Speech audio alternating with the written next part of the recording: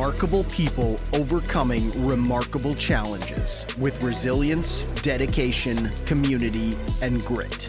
Listen as they share their stories of overcoming adversity. Open your eyes to what is genuinely possible for all of us. Authentic Adversity with host Chris Howe. Welcome back to another episode of the Authentic Adversity podcast. If you're enjoying the content, please like, comment, and of course, subscribe. Today, I have the honor of sitting down with somebody I've been connected with for a number of years now. He's a truly inspirational man. He is a mental health and addiction counselor, as well as a motivational speaker. This is Geoff Blaylock. Welcome. Thank you, Chris. Thank you, man. And yeah, like I said, I've been following you for a long time, been connected with you, but it does have a face-to-face interaction with you. But yeah, I appreciate it, man. And appreciate all you do and all the positive energy you're putting out into the world and sharing, again, your authentic story with everybody else to inspire them. And yeah, we're kind of cut from the same cloth in that regard, man. So it's truly an honor to be able to connect with you beyond this, man. Appreciate it. Yeah, man, I feel the same way about you. And like we were talking about this off air a little bit. I mean, it's sometimes the world of social media, when it's used the right way, it can connect the right people together and, you grow together and inspire each other and motivate each other and just be there for one another, even though you've never met in real life, which is truly amazing. Yeah, I couldn't agree more. And you know, I think so many times, unfortunately, like there's, and not a judgment on anybody by any means, but there's such a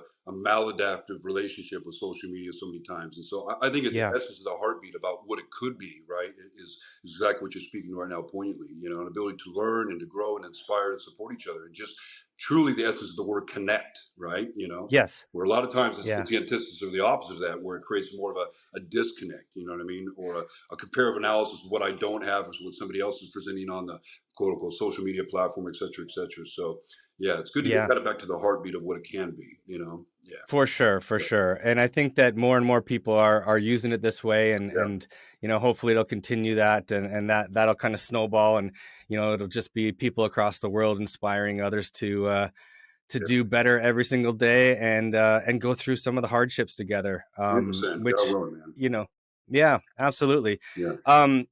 You know, so usually the way I like to do the interviews is chronologically. So, you know, if you can kind of paint a picture of what it was like for you growing up, where you grew up, what the environment was like, and where that took you. Absolutely. Yeah. Thank you. Okay. So I grew up I'm from Orange County, Southern California. I grew up in Santa Ana, California. I'm the oldest of 5 kids, so big Irish Catholic family. Okay. Right. Yeah.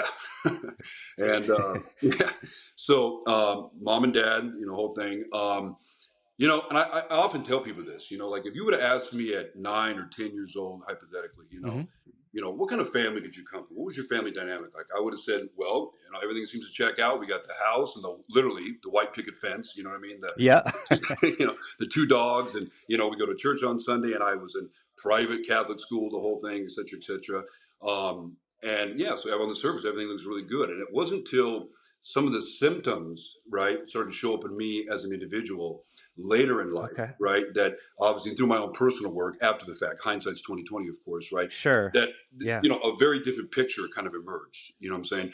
I think, so definitely there was trauma there, and I'll get into that. You know, I think prior to even getting into that, I think, you know, a lot of times through my own work, my own tenure now, a lot of people, we think like in terms of like big picture or big T traumas, you know, like the fairly obvious ones, like severe physical abuse, neglect, or God forbid, sexual abuse, things like that, right? But people understand that sometimes it can be not simple in the way that it manifests or presents or imprints on somebody's life per se, but in the way and our inability to recognize something as being traumatic, right? And I think for me, that definitely fall into that category. So you know, my parents were married for 20 years prior to them getting divorced. Okay. My dad, good guy. He worked in kind of the aerospace division of TRW. So he had like some top secret government clearance. He was in accounting and oversee a lot of government contracts and stuff like that. Yeah. He would tell me little bits and pieces. I remember one time, as I was growing up in the early, you know, late 80s, you know, Reagan era, right? He'd say, you know, and I was a huge like Star Wars fanatic, and so was he. So he would say like, hey, I can't really tell you too much about it, but your old man's working on the Star Wars project, you know what I mean? Which is basically like a big plan for a space station that could basically shoot down interballistic nukes, essentially. Basically. Wow. Yeah. So he was involved in some pretty cool stuff. That is cool. Yeah, yeah. I think, and a hardworking man, a good man, I would say, as far as his and I's relationship, and again, this is the hindsight I've gained after the fact, um, he was there and provided, and I'm grateful for that. And I knew on some level that he loved me, right? Right. But there was an inability to connect with me. Okay. Okay. In other words, was he able to really download or teach me like what real healthy masculinity was, or even simple day-to-day tasks that is kind of consistent with being a developing young man into manhood, et cetera, et cetera. No, Right. unfortunately wasn't able to do that. So again, he was there, but very much kind of checked out. He would come home from Right. work, and I get it, he worked hard. He commuted to El Segundo, which is like an hour and a half away from where we lived. Traffic, Okay. the whole thing. But when he would come home, it was kind of right into distraction. You know what I mean? And I remember, Yeah. thinking nothing is wrong. There's nothing wrong with a man cooking dinner by any means. Okay. Mhm. But when you work, to the extent that he did, and then he comes home right away and, okay, now I'm making dinner, I'm doing this. I started to pick up on that. I remember asking him, like, Dad, why are you always cooking dinner? Why are you always cooking Right. dinner? I said, well, somebody's got to do it. It's got to get done. Okay. But even then, I didn't really connect to it, but it didn't make sense to me. Meanwhile, my mom is in her room isolating, right? And not being really present with the rest of the family. Okay. Right. So the term, clinically is like my dad was very dissociated, right? Very Okay. checked out, so again, there, Mhm. but not present. So he didn't cultivate or facilitate this deeper interpersonal connection. So as a result, I had what you would call a very inconsistent or a fractured attachment with my dad. Okay. Yes. And I tell people the story, and because I think it resonates so well to kind of demonstrate the point, but also why it's stored even all these years later. Now, I'm not suffering from it anymore, but the memory or the screenshot of the memory stood out so prominently amongst all these other memories. So obviously, I don't know where they have it where you're from, but like Chuck E. Cheese, right? You're familiar with Chuck E. Cheese? Okay. Yeah. Of course, We right? got it. Yeah. So one day when I was a kid, we're at Chuck E. Cheese, and like the old skee ball machine, right? Yep. Okay. And I remember this again vividly. So I'm at the far end, okay, and then next to me on my left was a complete stranger, and then 2 lanes over, whatever reason, was my dad. Okay. And at some point in time, as we're playing, I stopped and I kind of look Mhm. over to my left, and I'm looking at my dad, and again, he's just tunnel vision, just completely checked out, looking at what he's Right. doing, not cognizant of like where I am, what I'm doing, what I'm not doing, right? And I kind of froze, Mm. and as a kid you experience it, but you don't really have the resource or the discernment to understand it. Hopefully that comes later in Sure. life in the process, right? Okay. So, Right. but I remember I froze, and it was essentially a trauma response. I went into fight or freeze essentially, and I was freezing, You're right. and I remember Yeah. this sense of panic and anxiety and fear kind of overtook me, and then the gentleman next to me leaned over and said, "Oh, well, go ahead, kid, throw the ball." And that terrified me even more. Not that I Wow. was afraid Yeah. of just random people, but being in that state of being at that moment, it was just one more thing that kind of put me into that fear state. Now, granted, Right. I'm sure he was the nicest guy in the world, right? Otherwise, why is he Chuck E. Cheese? I hope so. Sure. Yeah. You Yeah. know, Hopefully he's there with a kid. yeah, notwithstanding, right?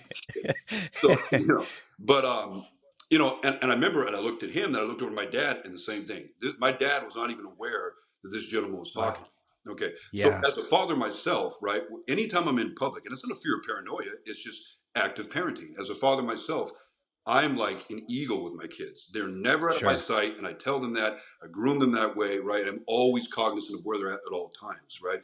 So even Right. myself, I see the disconnect there between my dad and I, and that's just one example. And in terms, especially like the way the brain works, anytime, any experience or any memory that comes with a heightened amount of emotion is going to come with a heightened amount of memory. I mean, in terms of the way the Of course. brain categorizes those experiences, especially those that are Yes. associated with reward or survival and things of that nature, right? So again, Mhm. just kind of an example of what it was like being with my dad. So again, this is happening not consciously, you're seeing it, but again, you're not understanding it. So it's more about Right. what is it doing to my young developing brain? What is it doing to my young developing nervous system, right? And Yes. an inconsistent attachment figure with one or both of your caregivers, it creates dysregulation. It creates dysregulation in the nervous system. Okay, it creates an influx of or the presence of stress hormones that are not supposed to be there chronically. Okay, Mhm. and as a result, as a child, what the message you get is that I'm unsafe. I'm Right. safe, because as human beings, like all mammals, right, we are biologically hardwired for that attachment, that connection to one or both of our parents, because it's connected to our means of survival, right? Obviously, even if you look on National Geographic or something, you don't find a female lioness give birth to her cubs and just, well, that's it. Let me know how it works out for you guys, and she bails. Right. Yeah. That doesn't happen. That nurturing and that attachment is necessary for them to develop in a healthy capacity. So that's kind of what my relationship was like with my dad. And now fast forward into getting older, teenage years. How did that affect me looking back? Well, a lot of anxiety, lot of felt just a feeling of lots of stress, and honestly feeling like awkward, and really lacking a lot of confidence and things like that, and not really understanding why. And when you don't understand that why, unfortunately, psychologically, you have a higher propensity or likelihood to kind of turn that on yourself, so to speak. Like that becomes right. That becomes like your sense of identity. Like, okay, like fundamentally something is wrong with me, right? You feel that way. Yeah, exactly. And I think because you start to feel that way, it's going to present in the way you interact with other people, socially, things like that. I'm a big guy. I'm almost 6'5". So when I was younger, I'm tall and lanky and growing, and things like that. Yeah. And definitely later in my life, once I kind of grew into my body, I became very athletic. But with kids being kids, playing football at recess and things like that, and I wasn't always catching the ball and things like that. So boys being, I don't want to pick Blaylock because he's going to drop the ball. Normal crap, But where normally you'd be like, you dust that off, whatever. But because I was in this kind of lack of confidence already, it just kind of compounded on what I was already feeling, right? And so without realizing it, like unconsciously, I would start to look at things like that as just essentially further evidence, or confirmation or affirmation that I am this kind of offbeat, kind of awkward kid or teenager, things like that. Yes. Yeah. My terminology for that is I call that like our trauma profile. Like, why do I have this interpretation of me that is so inherently negative? Or why do I have this version of me that I find to be so intolerable? Right. Right. And it's, and it's kind of like, looking back, of course, kind of like rolling out the proverbial red carpet for what's to come, be it addiction, or any other maladaptive issue in that regard. So, and so anyway, I'm growing up with this, and let me switch a little bit to like my mom. My mom was a teacher and educator, heart of gold, beautiful woman, love her to death, and again, I'm very clear about the fact that both my parents love me, but also, we can get into this a little bit, but I recognize now that my father, right, was very traumatized in his own childhood. Okay. He had my grandmother, God bless her, was very kind of overbearing. My grandfather, very, I would say, it sounds kind of cliche, but very atypical Irish, kind of don't show any emotions, not really emotionally available, unfortunately, which essentially is intergenerational, right? Like all trauma is, right? For sure. I'm only laughing because it's so relatable to me right now. This is like, you're telling my story too. Okay, yeah. Well, right on. This is so, yeah. So, and my uncle, my dad's older brother was and they grew up in Long Beach, and he was like a 5-star athlete. Like he went to Long Beach Wilson and then to a college called Occidental. And apparently there's still like records that have not been broken in terms of like track and field that my uncle ran, Oh, wow. Yeah. And so my grandpa was a huge, staunch, sports fan, fanatic, period. And so he really devoted so much attention and energy to my uncle. And then, the leftovers it wasn't really much. So my dad didn't get that connection with him either. So where would my dad derive or establish his temper for being a father? He didn't have one either.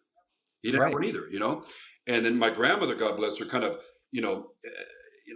essentially saw this happening and kind of, I'm going to take you away, or now, quote unquote, protect you from your father's neglect, so to speak, right? Which just further the whole dynamic even more, Yes. Okay. Yeah. So my mom, educator, again, heart of gold, good person, but and this is not me demonizing her, just speaking facts, very, very overbearing, very controlling in a lot of ways. And again, in her subjective mindset, she's just trying to prepare us and groom us to be the best version of ourselves. I get that. I'm clear about that, right? But sometimes the best intentions don't come forth in the best actions, obviously, right? Definitely. Okay. Yeah. So, and I know you're familiar with this, like, for example, like narcissistic personality disorder, right? That's a viable clinical diagnosis, disorder. Now, outside of that, people can fall on the spectrum of narcissism. They don't necessarily suffer from the disorder, but they fall on the spectrum, right? Okay. My mom would fall into that category. So a lot of times, very invalidating. Okay. A lot of times, like a lot of narcissistic parents who have those traits, they see their children as extension of themselves, right? Okay. Yeah. And it's all to hold up, because they feel so shameful and fractured on the inside. It's all about external presentation, right? Right. So, Yeah. and so I needed to be, like, again, cliche, the good conservative Catholic boy, right?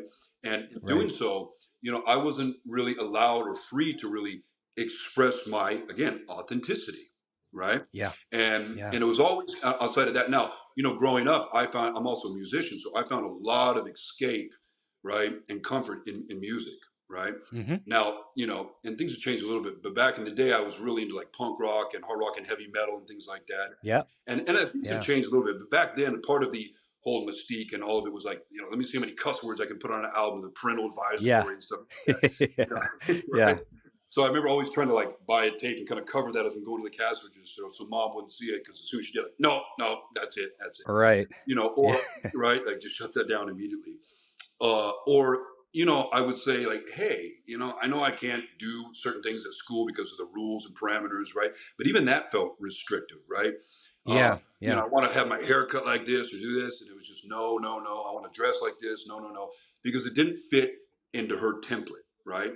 And essentially, it's like, well, if I let you do A, B, or C, oh, geez, like, what are other people going to think about that? What is the reflection going to be back on me?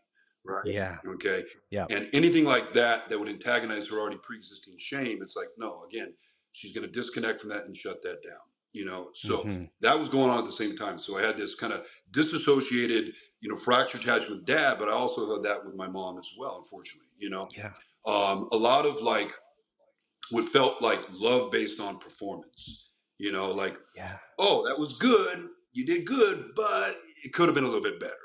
Right. Things like that. I remember, I grew up, like I said, I grew up in Santa Ana. So, I had my set of friends at school, right? But I would come home to a whole different set of friends, right? Okay. And a lot of those friends were Latino, right? Chicano, right? First generation Americans, et cetera, et cetera. And I really grew up like really one of the only white kids in my entire neighborhood, Okay. And I could go into that later too. But what I'm taking away from that right now at this point in the conversation is I would see this very like this amazing matriarchal, very doting, nurturing, right, mother-son relationship. Like, my son is the apple of my eye type thing, right? Yeah. As that sounds, and I was, even as a young kid, just like, wow, like I don't have that. That's missing. And yeah, my mom would hug me or whatever, but that energy, it just wasn't present. It wasn't there. Yeah. This episode of the Authentic Adversity podcast is brought to you and sponsored by Another Road Drug and Alcohol Treatment Center. Another Road offers a client-centered recovery program tailored to every individual's circumstances. Their focus is to create a supportive, healing environment rather than a rigid, rule-based institution. Their dedicated commitment upholds the individual values respecting each person's desire for recovery. Another Road understands that every individual requires a unique and focused approach to their recovery. Certain modalities of treatment are introduced along with the tools necessary for each client. Located in a rural setting, their addiction treatment center for all genders provides the perfect setting for a transformative recovery experience and sense of belonging. The private residential treatment facility offers an unparalleled program with counselors that have in-depth knowledge based on varying years of experience in addiction. Another Road utilizes unique, individual-focused plans for recovery that address the complexities of drug addiction, alcoholism, and prescription medication misuse. They have a 65% success rate when clients follow their program. I know many people who have completed this program, and they have absolutely rave reviews. To learn more, visit anotherroad.ca. You're really telling... I'm sure that this is a lot of our stories, but like that family that's together but not cohesive is so relatable to me. Yeah. And I used to go to my friends' houses and I'd walk in and it felt different in their house. Right. Like it felt loving. And I'd sit for dinner and I wouldn't want to come home because my house was cold. Right. And my house, I felt like I was walking on eggshells in my house, but Yeah. Yeah. And then you go to the friend's house and it's like, this could exist? Right. I had no idea. Right. It's it really, it plays with your head because Definitely. you desperately want that at that point in life, right? Yeah, no, 100%. And Yeah. you're hitting it right in the head, and you could say it like this, right? Like we get so kind of internally conditioned to the dynamics of our family, right? That until Yeah. we get exposure to either other information or, like you said, like we did, right, in our collective story, like other families and other family dynamics, you don't really have, without that, you don't have this objective insight, right? So Right. it's kind of like, to a hammer, everything looks like nails. Right. Yes. So, you know what I mean? Yeah. Like, well, this is just quote unquote, and I don't like to use this word because it's way too damn subjective, but, we think it's normal. It's normal. Right. Right. And again, Right. so you get that outside exposure. So then you start to realize, like you said, like, this feels a lot better over here. So much to the extent, like, yeah, I don't want to go. And I can remember thinking the exact same thing. Like, they're cooking me meals. Like, my friends in the neighborhood I grew up with, right? They were really so welcoming to me. Yeah. And cooking these great like Hispanic dinners, and I've always loved Mexican food. It's my favorite anyway. But Sure. so that worked, but yeah, just that kind of freely given, connection and even love and care, as somebody who's friends with their sons, et cetera, et cetera. So, Right. so yeah, I think collectively all that together, it created a real sense of, again, lack of confidence, lack of worth, things like that. Always feeling like I have to prove myself, Yeah. and I would say, of course, and I look back at my life, which is, yeah, part of it can be seen as an attribute, sure, in certain regards, but it all depends on your relationship to why you're doing it, right? The space you're operating from. But a lot of Right. times it's created this sense of this need to overcompensate and prove myself. So I became very competitive. Very competitive, especially like with other men in that regard, yeah, so that's something that definitely affected me negatively growing up. But so all this is kind of going on, and then when I entered high school, so about 13, 14 years old, right? And it's like, yeah, look, I laugh at it now, but perfect timing, right? High school can be hard. Yeah. You know what I mean? Okay. For sure. Yeah. I was diagnosed with Tourette syndrome at about 13 and a half years old. So now I'm entering a new arena, high school, and now, all these facial tics and verbal tics and things like that are going. Wow.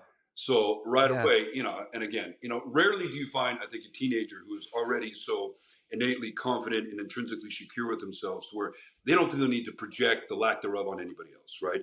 Right. And it's a reality of what it is. Most teenage kids, they're trying to figure it out.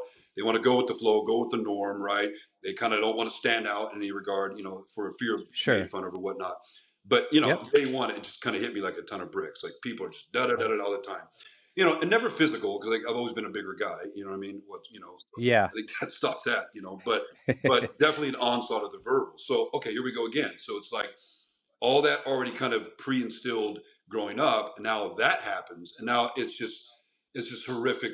Kind of confirmation that I am weak and I am less than, and I am kind of unlovable, et cetera, et cetera. And it was very hard for me to kind of attach to anybody in that regard. Right. I was obviously so disconnected from myself, let alone how to do that on any kind of social semblance whatsoever. Yeah, definitely. Yeah, and the high school I went to, again, which was a private Catholic school, and I'm not saying this is synonymous with all private Catholic experiences. Some people go through that academia and they rave about it. I had a great experience, and God bless them. It was wonderful, not the case for me. Right. This is where I started to, ironically, part of the authentic part of me, right, that really wasn't nurtured and encouraged growing up, started to show up. Meaning, like, again, more the music, kind of punk rock culture, things like that. And that didn't really jive with the whole Catholicism conservative. No. Yeah. No. So I would definitely describe myself as definitely like a dissident, not somebody that went with the norm and those like that. Again, which would come to serve me, even what I do for a living now, very much. But at the time, it didn't jive very well, So I didn't connect to people, et cetera, et cetera. And again, all these are like, earmarks of like what was later to come, building up to that. And I remember I would kind of walk around aimlessly at lunch, so I didn't have to be around everybody and kind of just want to be in my own world, have my headphones on, et cetera, et cetera.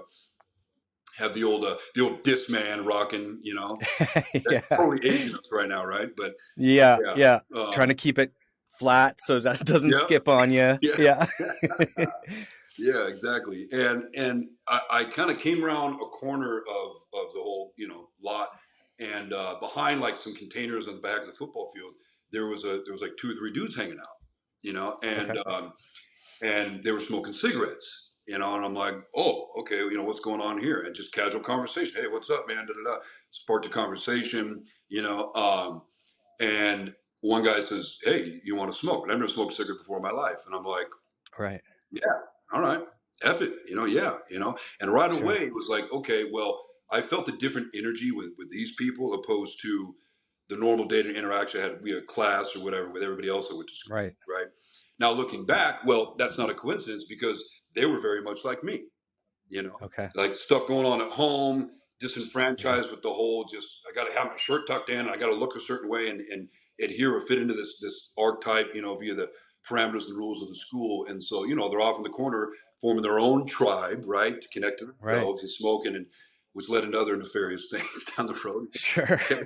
But I ended up connecting to these guys, and ironically, two of them were also musicians too, right? They were all musicians too. So I did find some escape in that. So like on weekends, I was a drummer, so one of them played bass, one played guitar. So we started like creating music together and jamming together, et cetera, et cetera. So, I found a little bit of comfort there, but also again, started to form some habits that maybe, I probably wouldn't have fell into otherwise, like even just the early, intake of nicotine and things like that and smoking. Again, well, otherwise might not have been the case, Right. Finally kind of leading up to like the end of that saga, at the end of my junior year, I was born in December. So via my senior year, I would have turned 18, in December, right? My senior year. Okay. Right. So prior to that, I said to my parents, I said, look, here's the deal. Here's the news, right? I'm not going through another year at this school. I'm not. It's like, and again, man, and not to be like dramatic, Chris, but I remember it got so bad. I was under so much stress and so much anxiety. I remember getting up in the morning and like this long shot, like, God, I know this is near impossible. If you could throw in an earthquake or a hailstorm or something, so I don't got to go to school today, like that would be great. That would be Yeah. great. Yeah. So I essentially said to them, I said, I'm not doing another year here. I'm just not. It's not me. It's just for all the reasons I stated earlier. And I said, if you make me go, well, I promise you I'm going to ditch every day. All right. Okay. I'm not going to go. And then when I turn 18, I can make my own decision anyway. You know what I mean? Right. So I guess they felt I was being honest and sincere. Right. And, so they said, okay, all right. So what do you want to do? And I said, well, my dad's parents, they lived right on the border of like Seal Beach in a little town called Rossmore, which is kind of like in the northwest part of Orange County, like Seal Beach, Rossmore, and then would be like Los Alamitos. Okay. So I transitioned into Los Alamitos High School. Now this is a very different scenario. It's a public high school, and you know what, man, at the time, like I turned 18 and the Tourette's and the symptoms started to subside. Most people, they outgrow it when their nervous system changes and matures. Not everybody. I'm one of the lucky ones that was the case, thank God. And so that started to happen. So a little bit of confidence came back, et cetera, et cetera. Plus, I wasn't walking another year of what was already kind of conditioned via other people's experience of me, right? That makes sense? Sure. Yeah. Right. So, and, right away I noticed something pretty remarkable. I remember early on I'm looking around, I'm like, wow, you got like your athletes, you got your this kind of group, but the thing was everybody had their interests, but everybody really also kind of collectively got along. Everybody talked to everybody. It wasn't like this hierarchy of like, well, I'm on the varsity football team and blah blah blah, or, right, and you're in band, so like, get lost kind of thing, sure, right? So that was kind of absent there, which I really kind of liked, so that was a positive thing for me, and I ended up graduating there successfully. But this is where all this stuff building up that I've articulated kind of starts to come to a head. And so at that time, I just meeting people. I remember one day I was kind of like coming out of class, and there were some guys that, and again, because I'm in a public school, I was able to start dress like I wanted, which for me at the time, like Dickies, a white T-shirt, some Vans, and you know what I mean, or a punk rock T-shirt, whatever, right? Sure, and and had the freedom to do that at that school. And So I saw these guys, and kind of dressing like me, and they were smoking. Hey, you got to smoke, whatever. Again, just similar like the other school, right? And we just started Yeah. talking, and I kind of like befriended these guys, and vice versa. Okay, and not knowing at the time that they were a part of a local crew or a gang in that area, right? Okay. And as much as I was exposed to like a lot of gang activity growing up in the city I grew up in, obviously, of course, so I was familiar, I guess, what that looked like, but just not in this area per se, So little by little, it's like, okay, well, at this point in time, everybody kind of, externalizes their trauma differently, right? Right. So at first, early on, I kind of like obviously internalized it, but kind of just, kind of tucked myself away. If I could have like done an ostrich, put my head in the sand, kind of speak, you know what I mean? Just Yeah. kind of like, nobody see me, like, don't bother me. Let me be my little box, that Yeah. really dramatically changed. So, and I became very, very angry, right? Like I tell people Right. all the time, like my real drug of choice really wasn't heroin, it was anger, right? That was really my Okay. drug of choice, Uh, Yeah. and why anger? Well, anger is obviously a secondary emotion. So was there tons of depression and sadness underneath all that? Well, yeah, of course. Yeah, absolutely. That I wasn't Right. even attempting to address, let alone I didn't really have an outlet for it anyway. I really didn't at Sure. the time. So, Yeah. because like, again, my parents were there, but not there, they're, nobody's listening, so to speak, and so I kind of went all in with that. And this was a place. And so what did I find? What did that foster for me? Well, connection, first and foremost, connection, Right. right? And who am I connected to? I'm connected to a bunch of other young guys my age, like we were talking, who have the same story. We all Sure. have the Yeah. same story.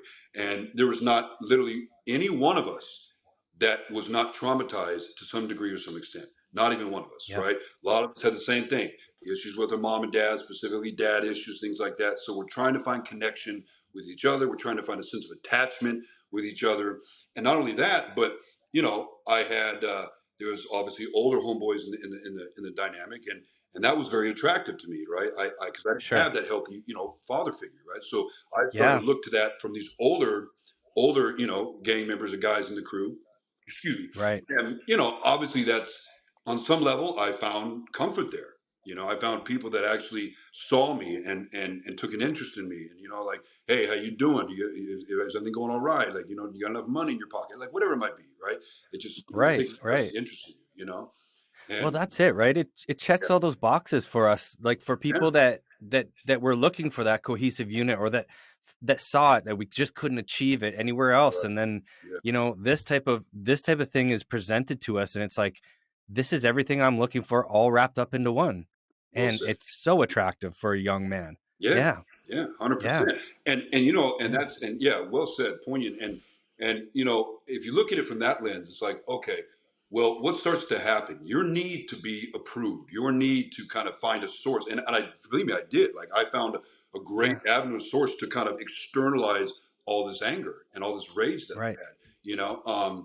And it was never about, like, I've never been ever, obviously through my life experiences, but just the heart I have. I've never been a bully.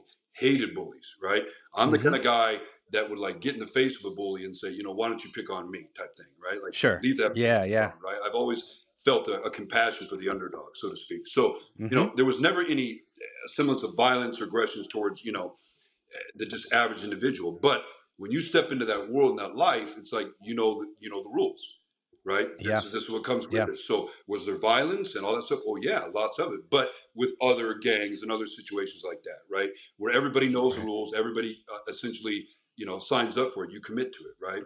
Okay. Yeah. So aside from that, the point I'm also making is that you find yourself really kind of unintentionally and inadvertently and little by little going against your own initial conception of morality, right? Okay. Okay. And why? Because that need to connect, that need, Hmm. again, that cohesiveness, like you speak to, the need to kind of to integrate that, or integrate that into your life, supersedes at some point your morality, right? Yeah. Okay, if you understand what I'm saying. So all of a I sudden, do. Yeah. yeah, yeah.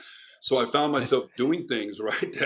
Right. It's like, of course I do. Yeah, Yeah, all too well. Yeah, for sure. right. So I found myself doing things that I never would have imagined. If you had asked me 5 years ago, Yeah. would you be running around with a gun in your waistband and this and that and that and that and having all these other experiences? And and I'm very comfortable talking about all that. I mean, I don't want to say or make everybody's ears bleed, but you can imagine everything comes with that lifestyle, Yeah. yeah. And I found myself again, like going against what I normally would be okay with, because that need to connect was so strong, and I was getting that. So that was satiating to me. It was soothing to me to have that connection and to be a part of a tribe, be a part of something beyond just myself, and I kind of went, full board with that.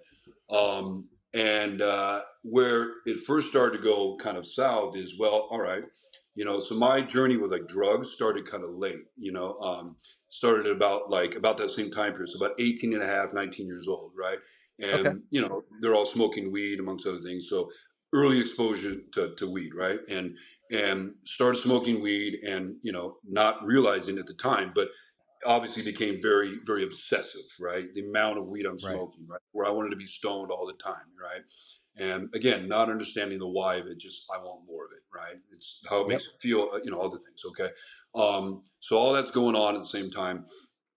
And then my first exposure to like honestly getting incarcerated was me and a couple of my homeboys at the time. We had I forget the exact situation, but we had been at somebody's house or whatever, a mutual friend of some of the girls we were hanging out with, that come over and party or whatever.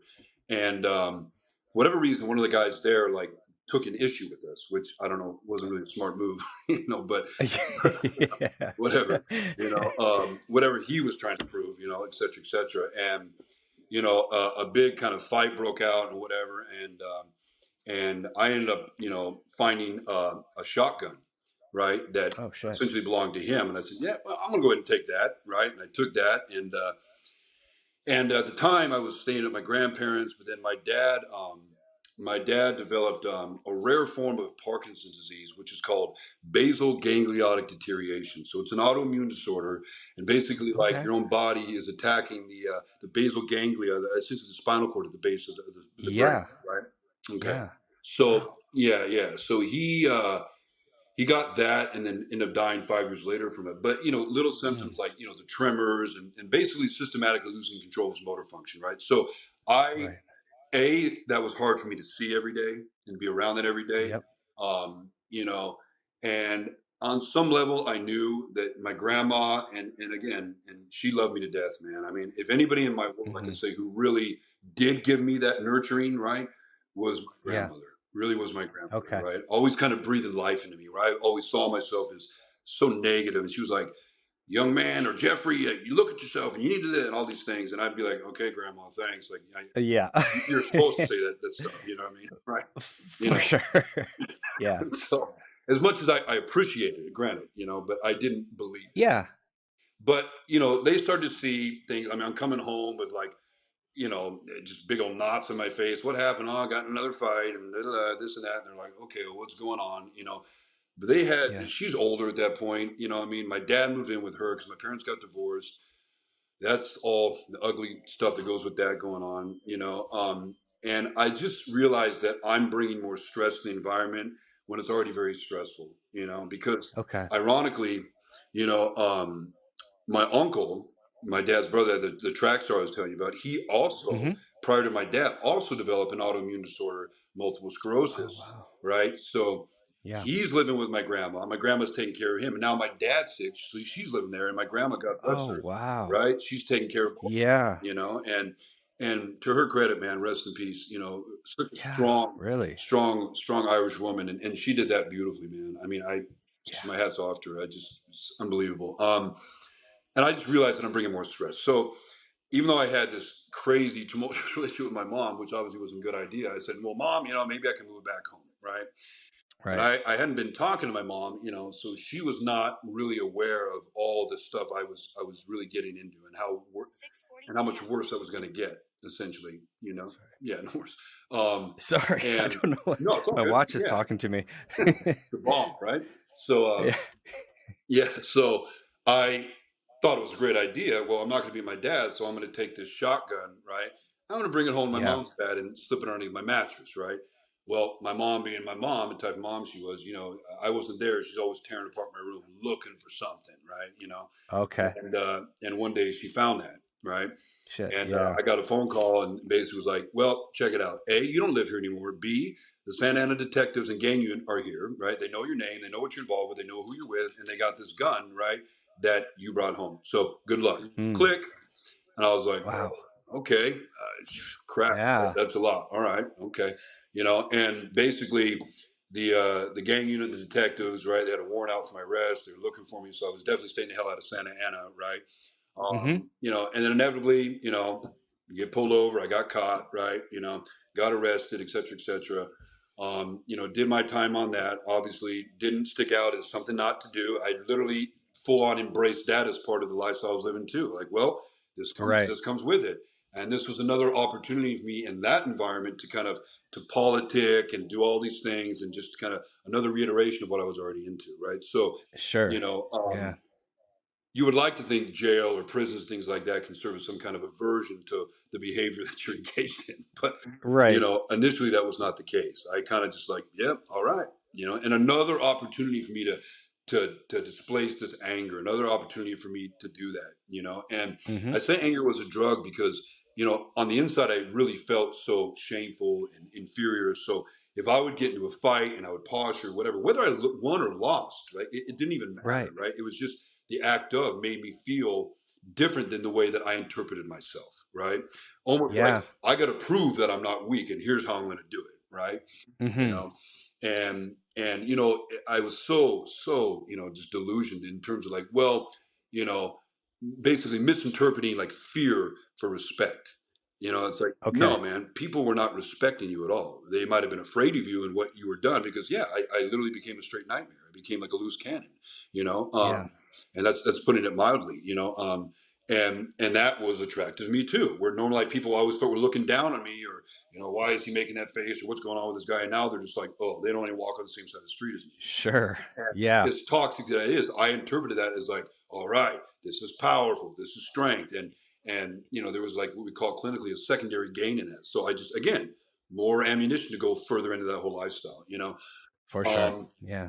Anyway, so I got out of custody. I'm on like probation, all this stuff at the time, and I ended up living with some friends back in Santa Ana, and this is where kind of like a lot of both of my worlds in terms of like the gang culture collide. So the gang I was in was majority white guys, right? It's just kind of the way it was. But again, all these younger dudes that were like some of my best childhood friends that I grew up with, ironically, they all kind of got into more of the Chicano gangs and the Sureños and things like that in Santa Ana.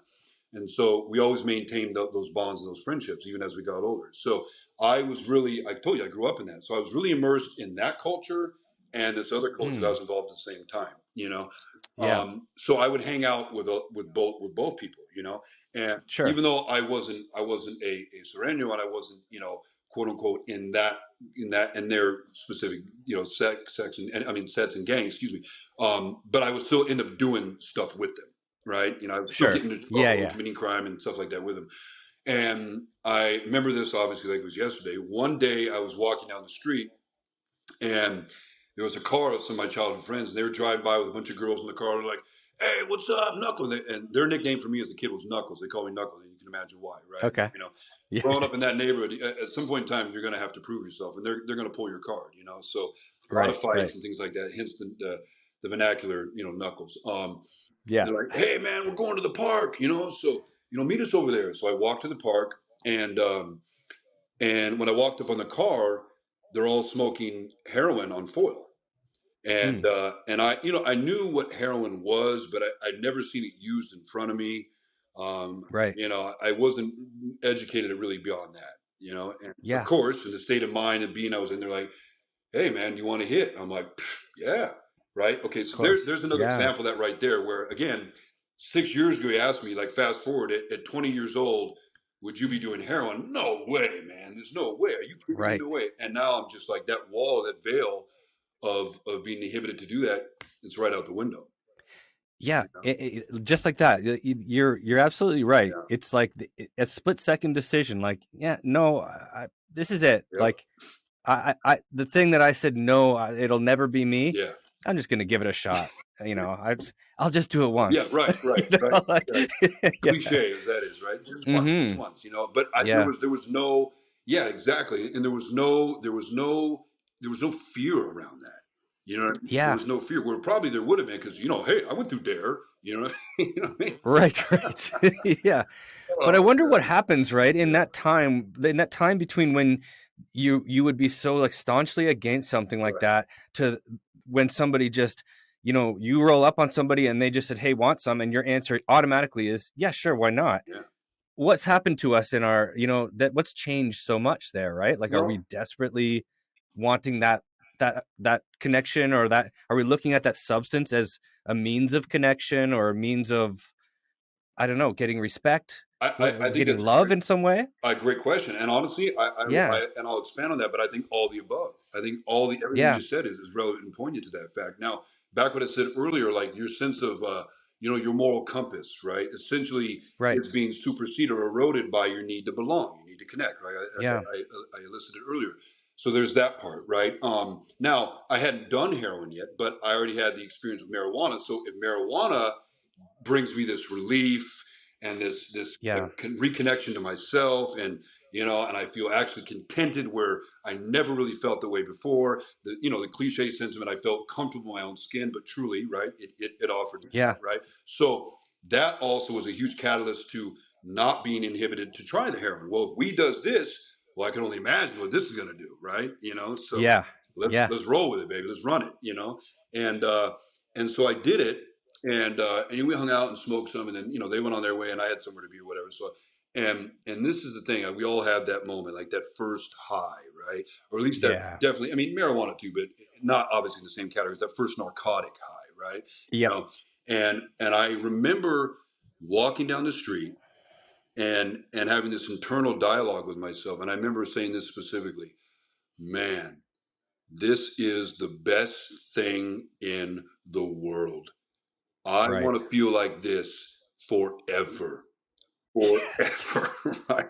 Yeah. You know, and I then went further with it. I actually then intentionally, deliberately thought about all this, the stress and the trauma, and my dad being sick, and my I'm disconnected from my mom, and Yeah. my other family, my aunts and uncles, they're taking sides.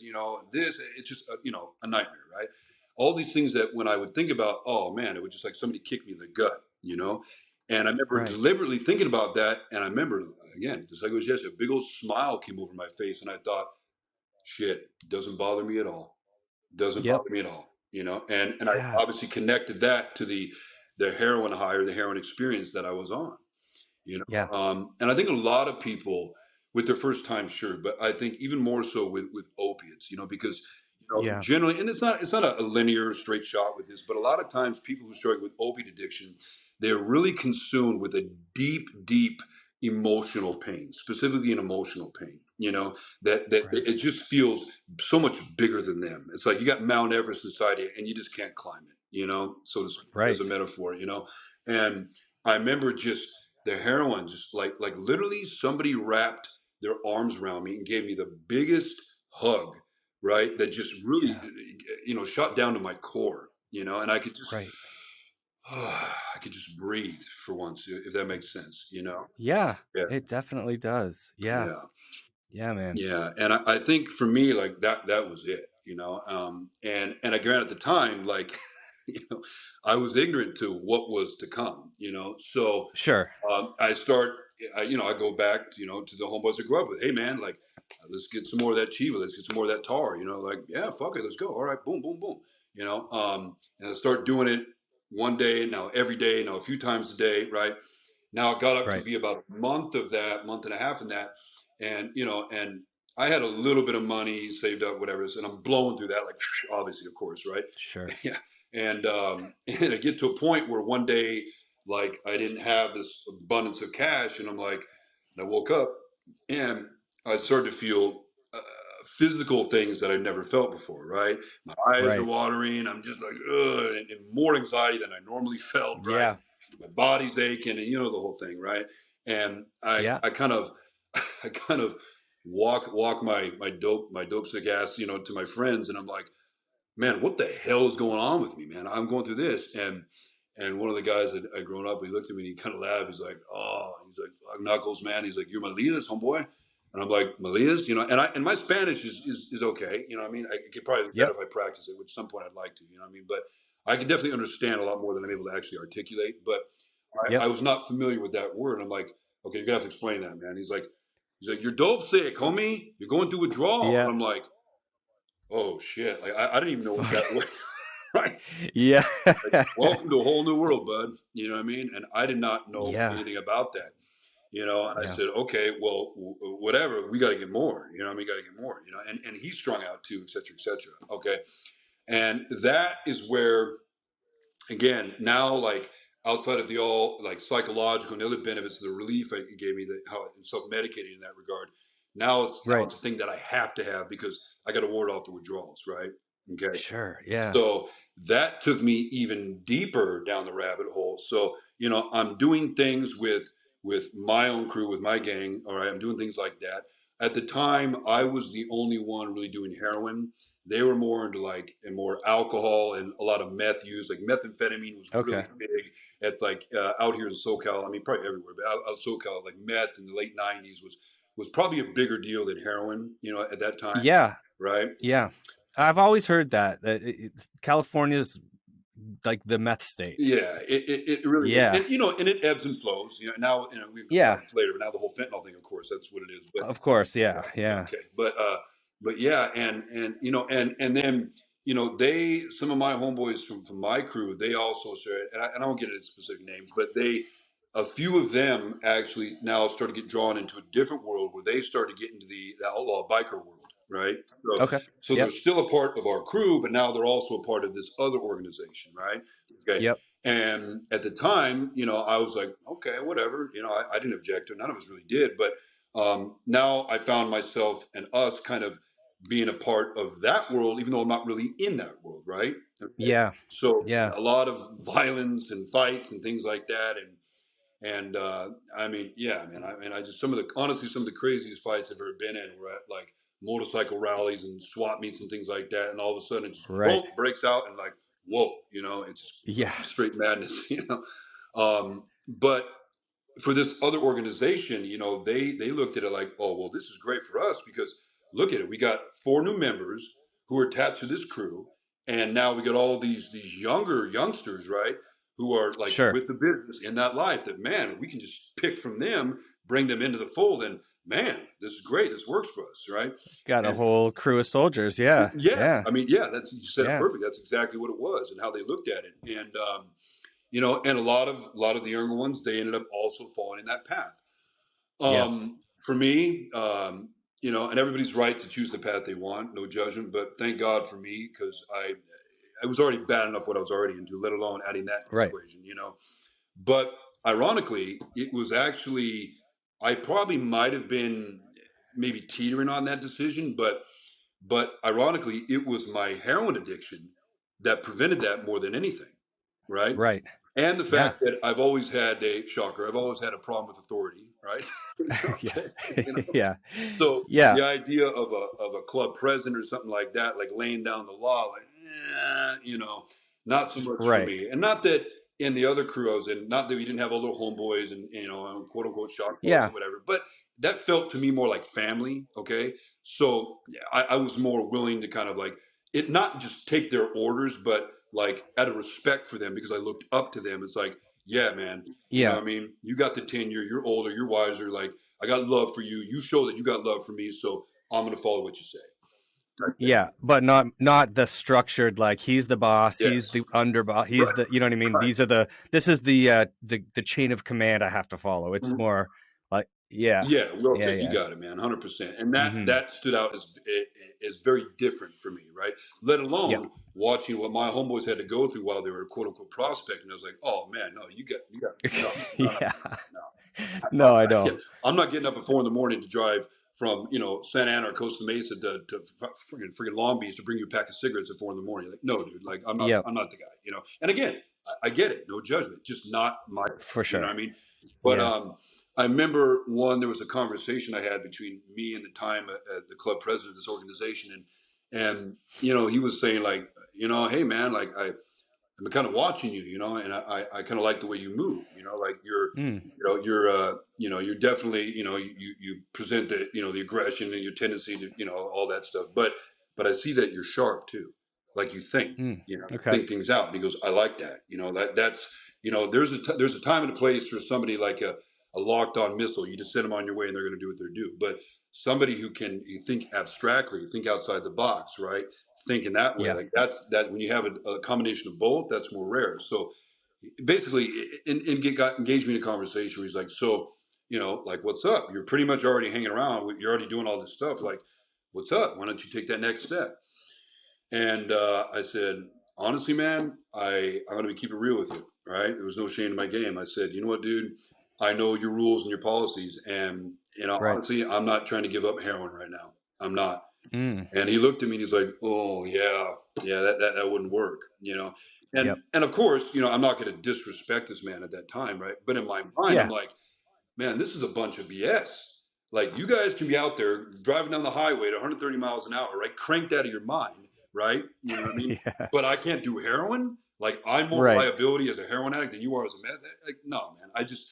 I never do well with like hypocrisy. You know what I mean? And to me, I'm not saying it was per se, but it felt like that to me, right? So and thank God at the time in your environment, of course, right, exactly. So and that served as a big deterrent for me. So that kind of nipped that in the bud, But again, living in both the worlds, like my Chicano homeboys, and then my world, and so I just started doing just outside of normal gang life stuff, just crazy stuff, right? In terms of like a means to hustle to get money, right, to get drugs and things like that. And and you can imagine, from robberies to this and this and this, and just totally like, one thing about addiction is that when you're in it, one of the main amongst many, you lose your ability to recognize truly how impaired you are, right? You lose that, and I go so far as to tell you, like, and I'm really big into neuroscience, as an application of what I do to help others, and education. But, there have been so many like clinical trials and studies where they've actually hooked people in active addiction up to like brain scans and monitors. And in terms of the functionality of what we call like the prefrontal cortex, where our reason, our logic, our morality, right, social cues, critical thinking, forward thinking, all that is rooted in that part of the brain. And literally, it looks completely atrophied in active addiction, so much that it actually looks like somebody who's had a stroke, right? No way. Yeah, absolutely true, right? So, when you talk about the slow decline and digression into addiction, like, when I mean that intently, like, you lose the ability to see how impaired you are. So, again, outside the morality and the absence of that, of course, notwithstanding, but like, your brain is not working right. Like, maybe I shouldn't be doing this in broad freaking daylight. Right? Where normally I would have been way more calculated, but no, I'm not doing that. And it's just like, nope, one track mind, got to get the money, got to get the dope. That's it. I'm going to withdrawal. I'm sick, et cetera, et cetera. And, inevitably that caught up for me. And that's when I caught, my second felony, right? And it was for a second-degree robbery, went away, did my time on that. And again, in those kind of environments, obviously, you have to really find some kind of source of inspiration to start any kind of process of any kind of like spiritual intrinsic change, right? But when you're so kind of encapsulated in that world, which is only personified even more on a heightened level in those kind of environments, hard pressed to say that you're going to find that inspiration, right? And of course, I did. And as you say, as we know the terminology, if nothing changes, then nothing changes, right? Okay. Well, sure as shit, nothing changed for me, right? That didn't happen. Okay. It just sucked me more into that, if anything. And I think that was the first time, looking back, where I almost felt like I kind of, not completely, but teetering on, knocking on the door of really losing hope. Right? Because even amongst all this stuff that I'm going through, there was still some part of me, which I know I look back now as the Spirit of God, right? Saying, hey, I got greater purpose for you. I got greater plans for you. And I didn't put you on this earth to be doing all this, right? There was always a little bit of that, in my ear, like, which, like the old Indian proverb, like good wolf, bad wolf, like which one are you going to feed, right? You know what I'm saying? Sure. So that was there. And not to go on a tangent, but I guess that also did affect me, even though, like I said, my need to connect overcompensated my morality and things like that. But, and even though we were never bullies like that, I'm not going to lie, man, even in that culture, that lifestyle, in the moment, adrenaline's flowing, it is what it is. But after the fact, when I had to sit with myself, did I feel bad? Yeah. Yeah. Yeah. I don't Yeah. Of course. You have a conscience. Yeah. Yeah. I don't Yeah. want to hurt people. Even though they might have been out to hurt or even kill me, regardless, Right. it doesn't matter. Something was there, right? Call it a seed, plant, Sure. whatever you want. And I think in a lot of ways, as much as like I said, I didn't go off the deep end, but let's say even deeper, right? To where, and don't get me wrong, I think at least on some level, holding me back a little bit, you know what I mean? But right. I'm not going to take credit for that, man. That's a God thing because, again, not going out in all the gory details, but there's many things that I was a part of where I could have been locked up for a long time. You know what I mean? Things like that. Same. Where Yeah. And I'm not taking credit for that, or nor do I call that just the luck of the draw. I think to me that was already God trying to pull me out of that, So anyway, nothing changed. I got out and the same thing, man, the same thing. It just, and now, okay, I get out and again, hit the ground running. First thing, call the people. I'm already, boom, and then somewhere along the line, obviously I've transitioned from smoking heroin to injecting it. Right. Okay. Yeah. Which is, inevitable, I think, for most of us, for sure. Save some money. Right. Make it go a little further. Yeah. And, as we laugh at this now, it's crazy. But, I remember back in the day, people were like, hey, man, what are you doing, bro? Like, what are you doing, homeboy? Like, you're smoking that shit? Like, what are you doing? You're wasting it, bro. Wasting it. Yeah. Okay. All right. If you say so. You know what I mean? Yeah. Of course, the first time you inject, you're like, oh, I get it. Now then you get it. Yeah. I got it. All right. The junkies get it. Yeah. Like, all right. I get loud and clear, man. I get what you're trying to lay down on me, So, and again, it's just the stuff you're doing, like anything else, it escalates, and so, now instead of like doing just blatant, random robberies or whatever to get money, now it's like, okay, you know what? I want to get money to get dope, right? Okay, so basically, and this is like, I thought to be very, very logical and linear in my thinking. It said, well, I'm kind of sidestepping the process here, meaning like, why don't we just start robbing drug dealers, right? Like, let's get right to the source. Now, sure, that can be a very, a very slippery slope, obviously, right? Okay, and and I think anywhere, right, but especially right as political as Southern California can be, just from the Valley to LA down to SoCal down to San Diego, right? Regardless of what side of you're involved in, right? It's very political in that route and regard. And you grow through this culture, you grow up in it, you're immersed in it. You know what to do, what not to do. You know what I mean? You know who you can touch and who you can't, right? And I never tested that, right? I was like, okay, right. So we weren't just randomly robbing random people because the first time you don't do your homework, your research, that guy who you think's a nobody, oh shit, he's actually somebody.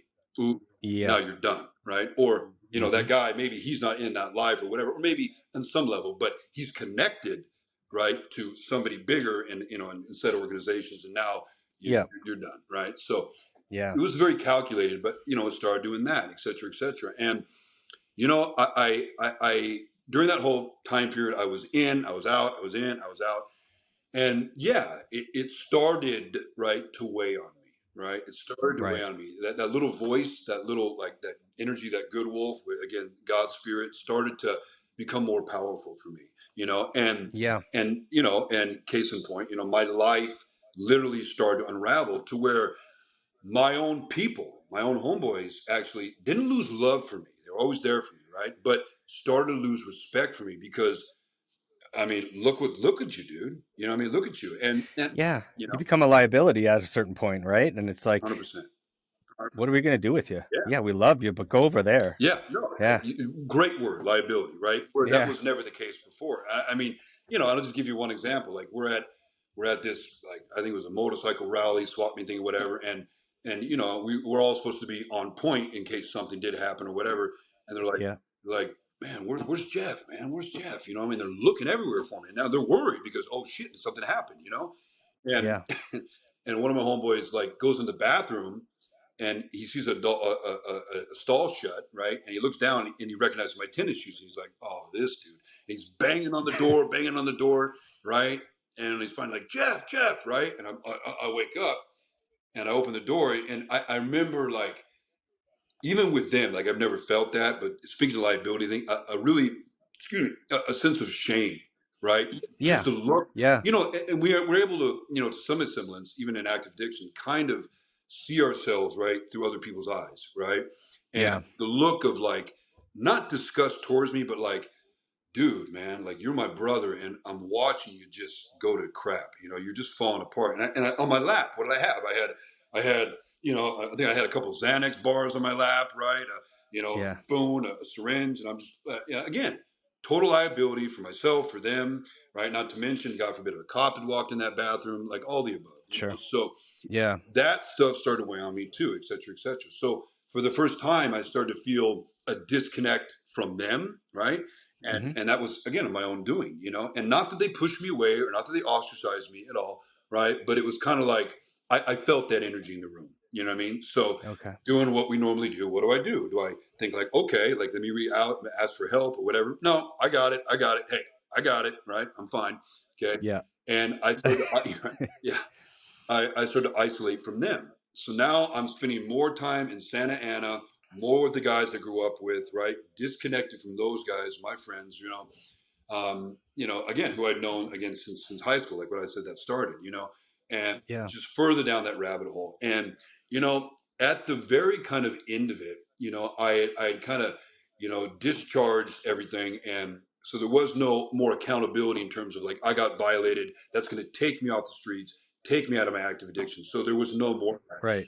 And at the tail end of it, I was literally, I think, on probably about a 2.5-year run, and at the end of that, I tell people this, like, no way. Well, you got to remember, this is pre-fentanyl, obviously, right? Yeah. But I'm literally doing about 10 grams of heroin a day. The moment I wake up to the moment I go to bed, filling the whole thing up, doing a gram shot at a time, and madness, and that's how big my tolerance was, right? For sure. That's just, I'm not getting high anymore, as you know, I'm just getting well, so yes, that's what I was going to say. I mean, you're doing that much just to get back to baseline, just to get, just so you're not sick.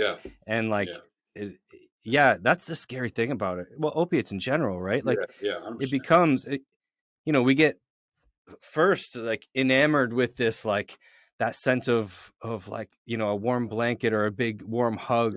And then it becomes a thing where like all we're trying to do is get well.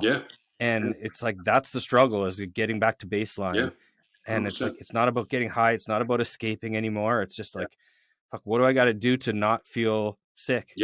And that's desperate. It's such a desperate place. That's such a great way to describe it. And even the word like desperate, right? It's pure survival. It's pure desperation. And I know a lot of people, I think, have articulated like this, and it really resonates with me, like very simply stated, but profound in its own right, in the sense that the drugs stopped working, right? Oh yeah. They're not, like you said earlier, like they're not giving me that warm blanket feeling. They're not giving me the relief anymore. It's just about getting by to avoid being sick. You know what I mean? Right. And so, and this is where kind of God started to show up in my story. So, I had a girlfriend at the time, which I'm more prepared to call my number one enabler, right? Okay. Yeah. And at that point, it was so bad, and I actually got to a point where I'm doing a little stuff on the side, but I stopped doing these kind of big, more riskier crimes to get dope and stuff like that. So I'm really just haggard. I'm beat up, sucked up, just really beat up. And I remember it was so bad that like, she would give me money, but she'd have to bribe me. She'd be like, "Well, I'm not giving you $40 until you eat a cheeseburger." I'm like, "Oh, okay. And I'm not hungry at all, but I'm like forcing it down. And when I would be less irritating or less vexing to her per se, maybe she let me stay the night. When that wasn't the case and she was just over it, no, you're on your own. So for the first time, I started to actually find myself actually being homeless, literally homeless. Granted, a couch here I could stay on, whatever, what I mean? But And that's, I think, with any drug, but I think anybody who's experienced opiates will speak to, like, and talk about losing, your ability to recognize how impaired you are. Long as you got that numbness with the opiates, right? It's amazing how much crap you can endure, right? Like, Yeah. you could be living under the freeway and be like, it's all good. I got it. Doing a little urban camping here. All good, man. I'm Yep. straight. You know what I mean? As long as I got a few grams in Yeah. my pocket, you know what I mean? We're doing Sure. big things here. We got it together. It's like, oh man, Yep. come on. Yeah. So, and and thank God, man, for that, Chris, because all that definitely, it took a while, but all that Yeah. inevitably happened for me. And one night, I'm walking down a main street in Santa Ana called 17th Street, and Hmm. and I'm walking down the street, and I see an apartment complex, and I walk in there, and they have like the laundry room, right? And I kind of bust into there, and I'm thinking like, all right, well, I don't got anywhere to go right now, so I'm gonna at least try to crawl my 6'5" butt on top of a washer and a dryer, so I'm not on the ground with the cockroaches, et cetera, et cetera. Yep. And that's how bad it had gotten. And I'm sitting there trying to, in the fetal position, trying to, get some kind of comfort where I just like fall asleep. And, it's like, boom, that's when it hit me. And it wasn't like the heavens opened up and Oh. light came down, nothing like that. But I definitely heard God's voice. And I responded to that energy, that spirit, with kind of like a question, like, all right, like, is this it? Like, this is all I Right. am, all I'm ever going to be, like, like nothing but a gang member. And I don't use this terminology now, but at the time I was definitely self-deprecating, but a junkie, a heroin addict, like, is this it, God? Like, this is Yeah. it? You know, truly, victim identity, you know what I mean? Not necessarily feeling sorry for myself, but just, again, desperate, just so beat up. Yeah. And the message that came through was so powerful. It was like, number one, check this out. You are loved. Mm. You are loved. Yeah. I felt that. Not really sure how to resonate with that, but I feel that. Okay. Number Okay. one, you're loved. Number two, the only reason you are breathing right now, make no mistake about it, is because of me. And it kind of like Mm. had these kind of flashes of like, remember this, remember this, remember that, remember that. Okay, you didn't just escape that by coincidence, right? That was my hand, right, intervening, Yeah. because I have a different plan for you. Now, my understanding of relation to my God and spirituality is that, we are gifted free will, right? Okay. Mm-hmm. And what we do with that is up to us. However, I also believe that if God has a greater purpose and a plan for us, even though we have our free will, He's going to throw strongholds in the way, right? Again and again and Right. again, to like, hey, come on, Yeah. this isn't working. Right? So Yeah. hopefully we go through so much suffering that we go, okay, I tap, right? Yeah. Surrender. Yeah. Right out of my mouth. Yeah, surrender, right? Yeah. And and I said, okay. I said, and that's exactly what I did, brother. I said, you know what? All right, God, I surrender. I surrender. Mm-hmm. And then the last message of that conversation was, okay, now check this out. I'm going to walk with you every step of the way, but the journey is yours. The journey is yours, Okay. right? The investment in yourself, all the things that I never even ever could have imagined that I could have taken away from all the adversity, taken away from all the addiction that he obviously knew, right? I Right. no knowledge of that whatsoever, not even a fundamental even belief whatsoever that that could even be possible. But that's the message I got. Yeah. Okay, well, I'm surrendering, so let's do this, right? And I didn't know even where to begin at all. And the following day, I get up. Of course, I'm surrendering, but I still got a little bit of dope, so I get high, right? Start my morning. Sure. Yeah, okay. And I'm, first things first, right? So Yeah. yeah, Yeah. so I'm walking down the street, and here, this is, to me, this is God showing up in your life. There was a street further down on 17th, right? And granted, like, Santa Ana's my home. Like, you could drop me off anywhere and I'm going to feel comfortable, right? But I Mm-hmm. definitely stayed in a more centralized area, kind of closer to where I was raised. I was raised off of like 17th and Flower in that area. Okay. So I Okay. stayed kind of centralized around there. So anyway, I'm walking down the street and there's a guy watering his lawn that's directly next door to a house that some of us used to shoot dope in. It was like my friend's dad's house that, every once in a while he would get the key to, and we'd shoot up dope there and whatever. We couldn't really, not supposed Yeah. to there anyway, right? And there's this guy watering his lawn, and and we hung out there a lot of times on that street, so I never recognized this guy. I remember the house next door always being like for rent or for sale or whatever it was. And there's this guy, and he's watering the grass, and he's smoking a cigarette. And of course, I mosey over, hey brother, sorry, do you mind if I bum a cigarette? And he's like, yeah, man, yeah. And he puts the hose down and he lights up a smoke for me, and he's kind of looking at me, like looking me up and down, like, so, how you doing, man? And I'm like, oh, me, oh man, I'm good, man. I mean, I'm good. I'm just, yeah. He's like, all right. He's, well, check this out. And he reaches into his back pocket, pulls out his wallet, and he pulls out a card. And he says, hey, man, my name is Dave. I'm a recovered alcoholic. This is now a new sober living home, right? If you ever need anything, don't hesitate to call me. No way. Yeah, swear to God. Wow. And that was it. And it wasn't forcing down my throat. You know what I mean? It was just like, he knew, okay, here's a card, right? Again, attraction instead of promotion, right? Type thing, Yes. So, right. Yeah. And that was a great, great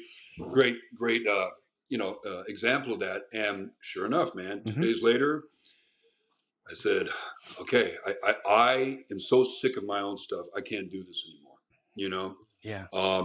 And that was powerful for me, brother. But I tell you, you know what? I think more than anything, it was the even the minimal investment into faith, and specifically not in faith just in God. I mean, yes, sure, but like the promise of what getting off heroin could bring to my life. You know what I mean? Okay. Like the victories that could be possible in that, right? That I think inspired me more, even more. Not to say the consequences and the suffering didn't have its role, obviously, right? But it was that hope of something better, right? That I think was pushing even more. If that makes sense, It does, yeah. Yeah, and so I called the guy, and I'm like, "Hey, man, I'm that guy that." He's like, "Yeah, I remember you, man." I was like, "I'm so stoked you called me, man." He's like, "Why don't you come over and sit down with me?"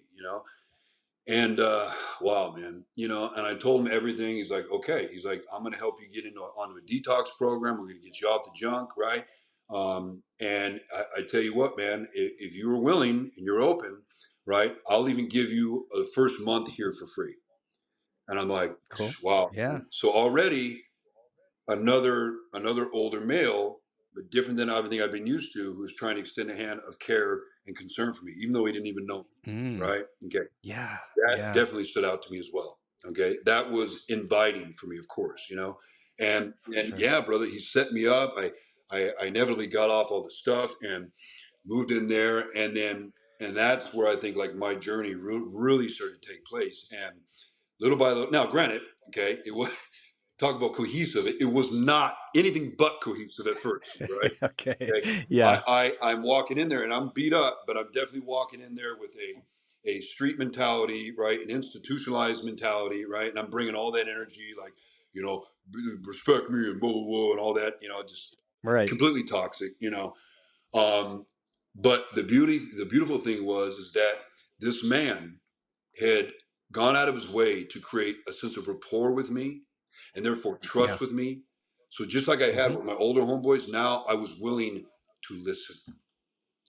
Right. And I was willing to hear, right? Not just listen, but to hear, right, what he had to say to me. And so, needless to say, lots of up and downs, lots of growth. Like, Jeffrey, no, come on, man. Like, let's talk about this. Let's work this out. No, right? A lot of making amends in that house for me, right? And nothing too crazy, but hey, man, I'm sorry I came at you like that. I'm a work in progress. I'm trying to change that, right? So not only that, but the other men in the house, right? And I think I was younger than a lot of them, but they got it. They saw it. You know what I mean? For sure. And they did their part to try to groom me too. And that's exactly what started to happen, little by little. So, I'm going to meetings, we're doing this, and then inevitably this guy Dave saw something that I definitely didn't see in myself. He's like, man, you got leadership potential, dude. And I'm like, yeah. Me? Really? Oh, okay. Right. I'm going to make you assistant house manager. And I'm like, okay. Whoa, okay. And that didn't go to my head in the wrong way. I would say in all the best of ways, it started to inspire me to invest more into doing all these things differently and going against all that conditioning and very much against all the life that I had been living, and I tell you, brother, man, I started to find not only like structure and all that, of course, but most of all, and this is a word that I never thought I would step into, which is peace. Yeah. Yeah. I started to For find sure. a peace within myself, a harmony with other people. Man, in my life, brother, I have always felt growing up like it's me against the world. The world struck first. Yeah. Now it's time for the payback, right? You know, Right. and along my journey, and again, never being a bully, you know what I mean, but just always just ready, inviting that, you know what I mean, like who wants some kind of thing, because I was so Sure. angry and hurt, and at one point, God kind of laid it on me too. He's like, "Hey, man," he's like, "Why are you at war with my children? Why are you at war with your brothers and sisters?" Yeah. And that was just talk about an aha moment. It's like, oh my God, and that again, just awakening, wisdom, started to grow in that way. And I think one of the most powerful moments, and one of many, but that really stands out to me was one night we all went to this NA meeting. I forget where it was, and one of the guys I live with, his girlfriend, right, was at the meeting. Okay, and God bless her, but she's one of those people that just love the drama, dude, right? Love the drama. Okay. Got sober, Yeah. but hadn't progressed in that regard, right? So just Mm-hmm. gossip, the type, right? Okay.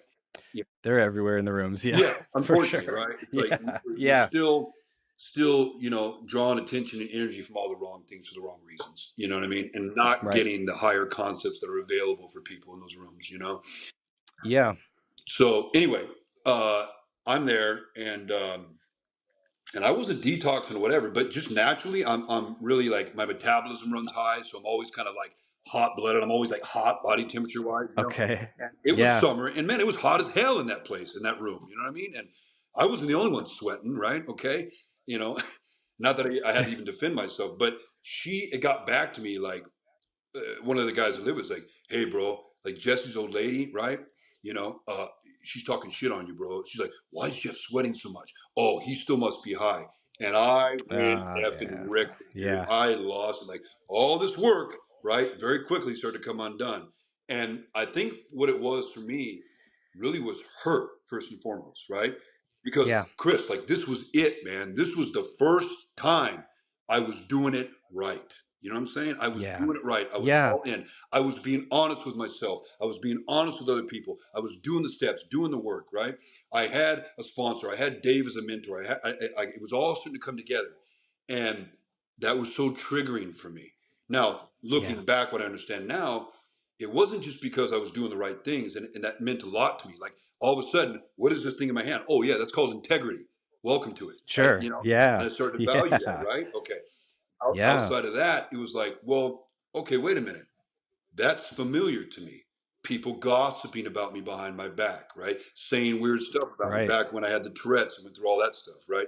So that Sure. was also, triggered some of those deeper wounds that still hadn't been worked out yet. And, of course, I'm work in progress. So we get home. What do? I get right in Jesse's face and I'm like, check this out, mother effer. You know what I mean? You need to put your girl in check. Yeah. Blah, blah, blah, blah, blah, blah, blah, blah. And Dave just comes around the corner and is like, my office now, let's go. All right. I'm like, all right. And I get in his office, you know, and he's like, dude, he's like, what's going on, man? And you know what, bro? This stood out to me, always will, man. So just cathartic for me. Mm-hmm. I lost it. And I literally started sobbing, man. Literally Yeah. like, like uncontrollable, like all this stuff, man, that had been just Yeah. repressed or blunted by the drugs, all of it started coming out. And I sat in that man's office, I think probably a good hour and a half, right? And just Mm-hmm. uncontrollably sobbing. And God bless that man, brother. Like he was the first man to make me feel safe to be vulnerable. That's just Right? phenomenal.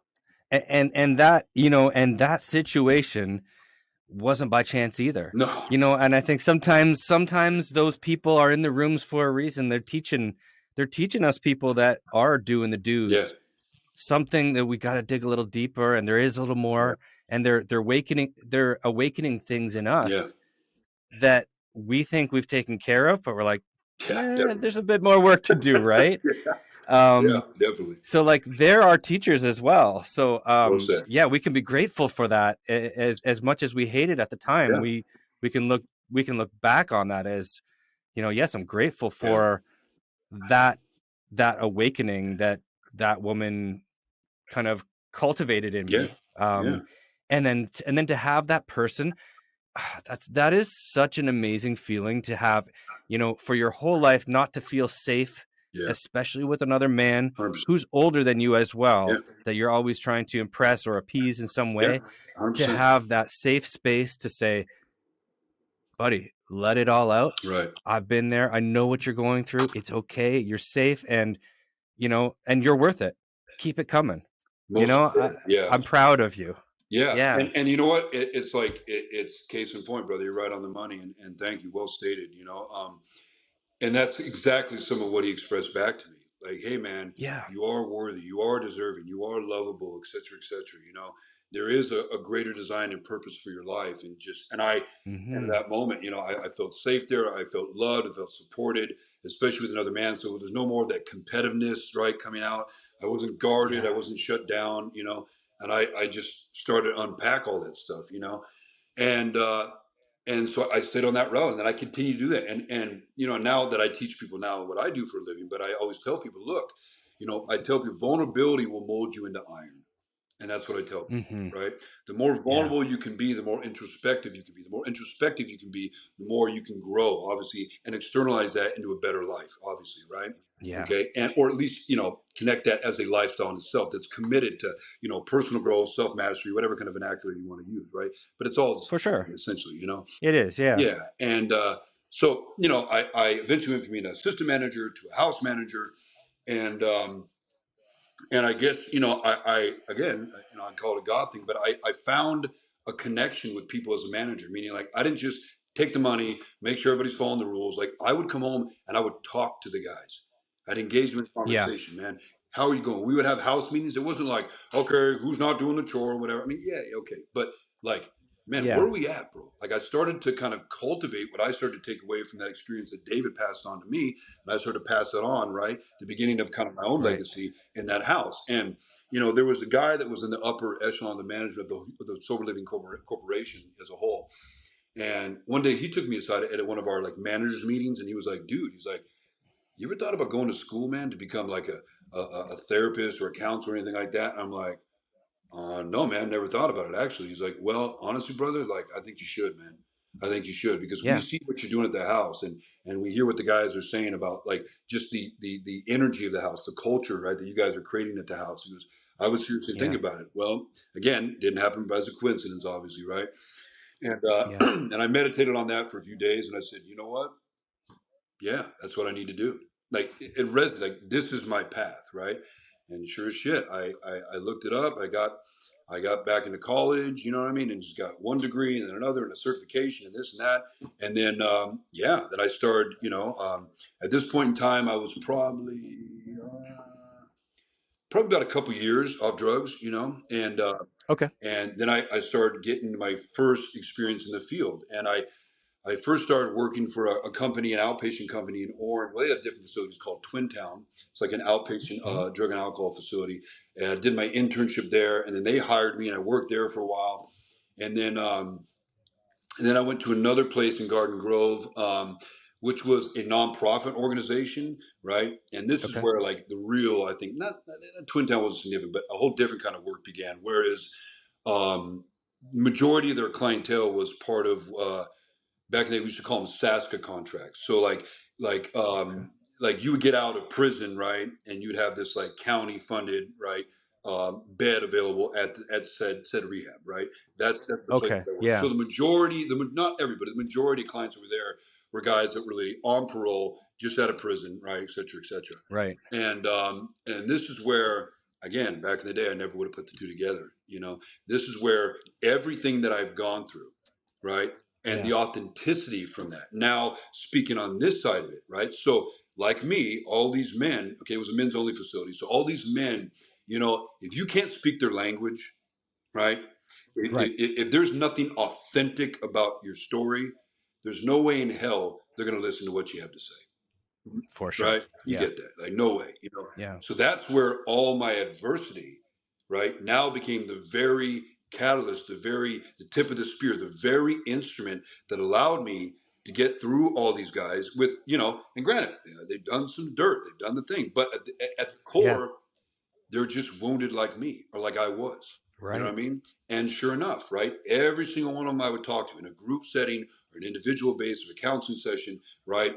Like because I built rapport. As a clinician, the number one thing you do is you build rapport first, right? Yeah. You can't just jump in there and be like, okay, so tell me about your trauma. Let's go, right? No. Sure. No, it doesn't work that way. Because Yeah. they're already going to be a lot of times disassociated, guarded, and shut down, right? As it is, right? Because, when you start to open up in a therapeutic setting, it's like, as powerful and as beautiful it is, initially, like, what are you doing? You're challenging all these maladaptive childhood survival mechanisms that you've caught onto that definitely worked in childhood, but don't serve you in adulthood, right?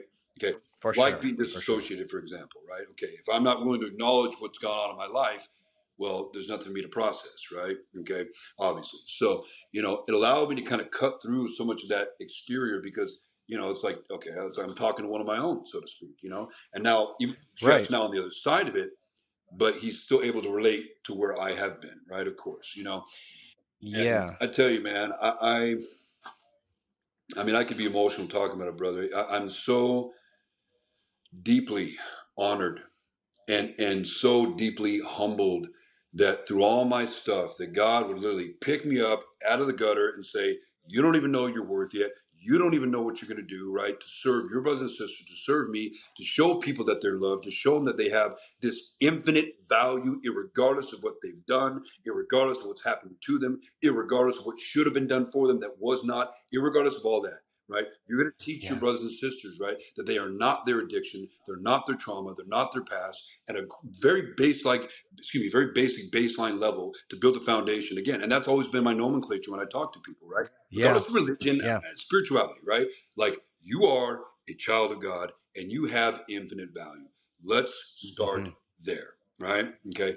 And that was kind of the initial premise I built on. And then it just kind of came like my not only my purpose, man, it became like my passion, right? Like, I love what I do, man. I literally swear I am the luckiest dude in the world, brother. I am the luckiest dude in the world. I am so blessed in that regard, man. And there's not a day that goes by that I don't thank and I don't honor God for having the privilege and again the honor to be able to do what I do. I mean, I get to get up every day and be like, you know what? I get to go help people, right? Bring them closer to the source, bring them back to God. And again, I get to help heal people, man.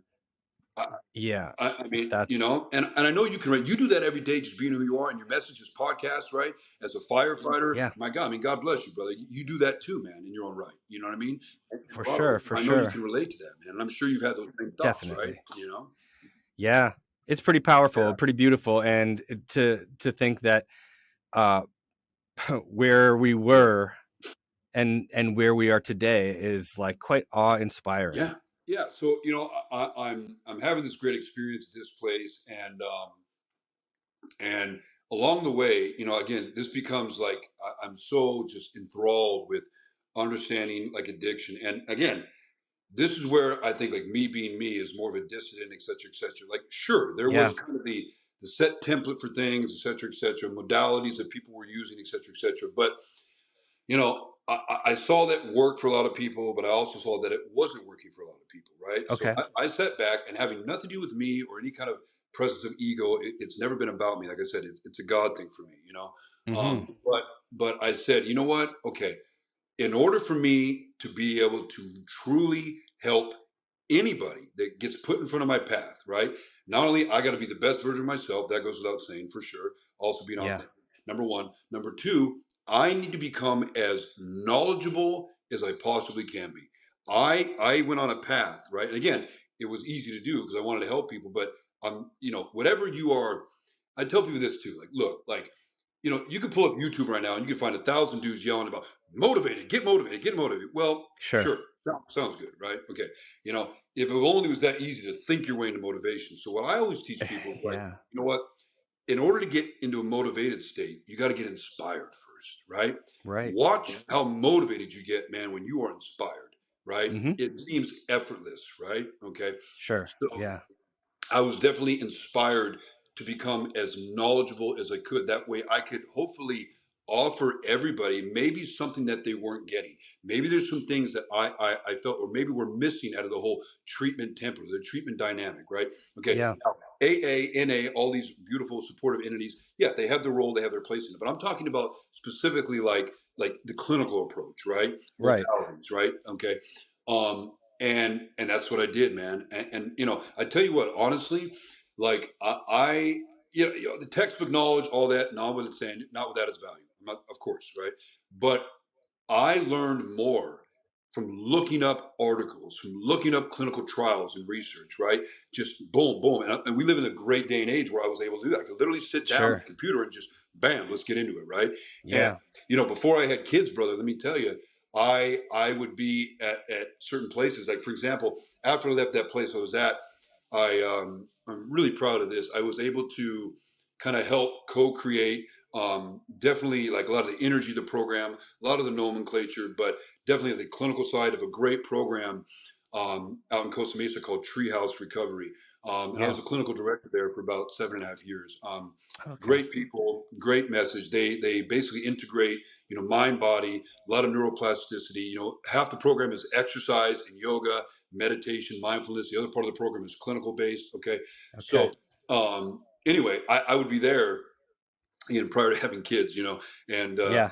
every once in a while the owner would come back to the building. He's like, "What the hell are you doing here, dude? It's 3 a.m." And I'm like, "Man, I'm in that flow state, brother. I'm doing this thing, Yeah. right? You know what I mean? I'm just, and literally when you're in that flow state, you forget to eat. You forget what time it is. Like time Right. becomes like non-linear in that regard. You're in it. And that was my thing. So from that, I really realized like really adhering to more of like a biopsychosocial, and I would add even a spiritual component, right? To Okay. understand what addiction is, right?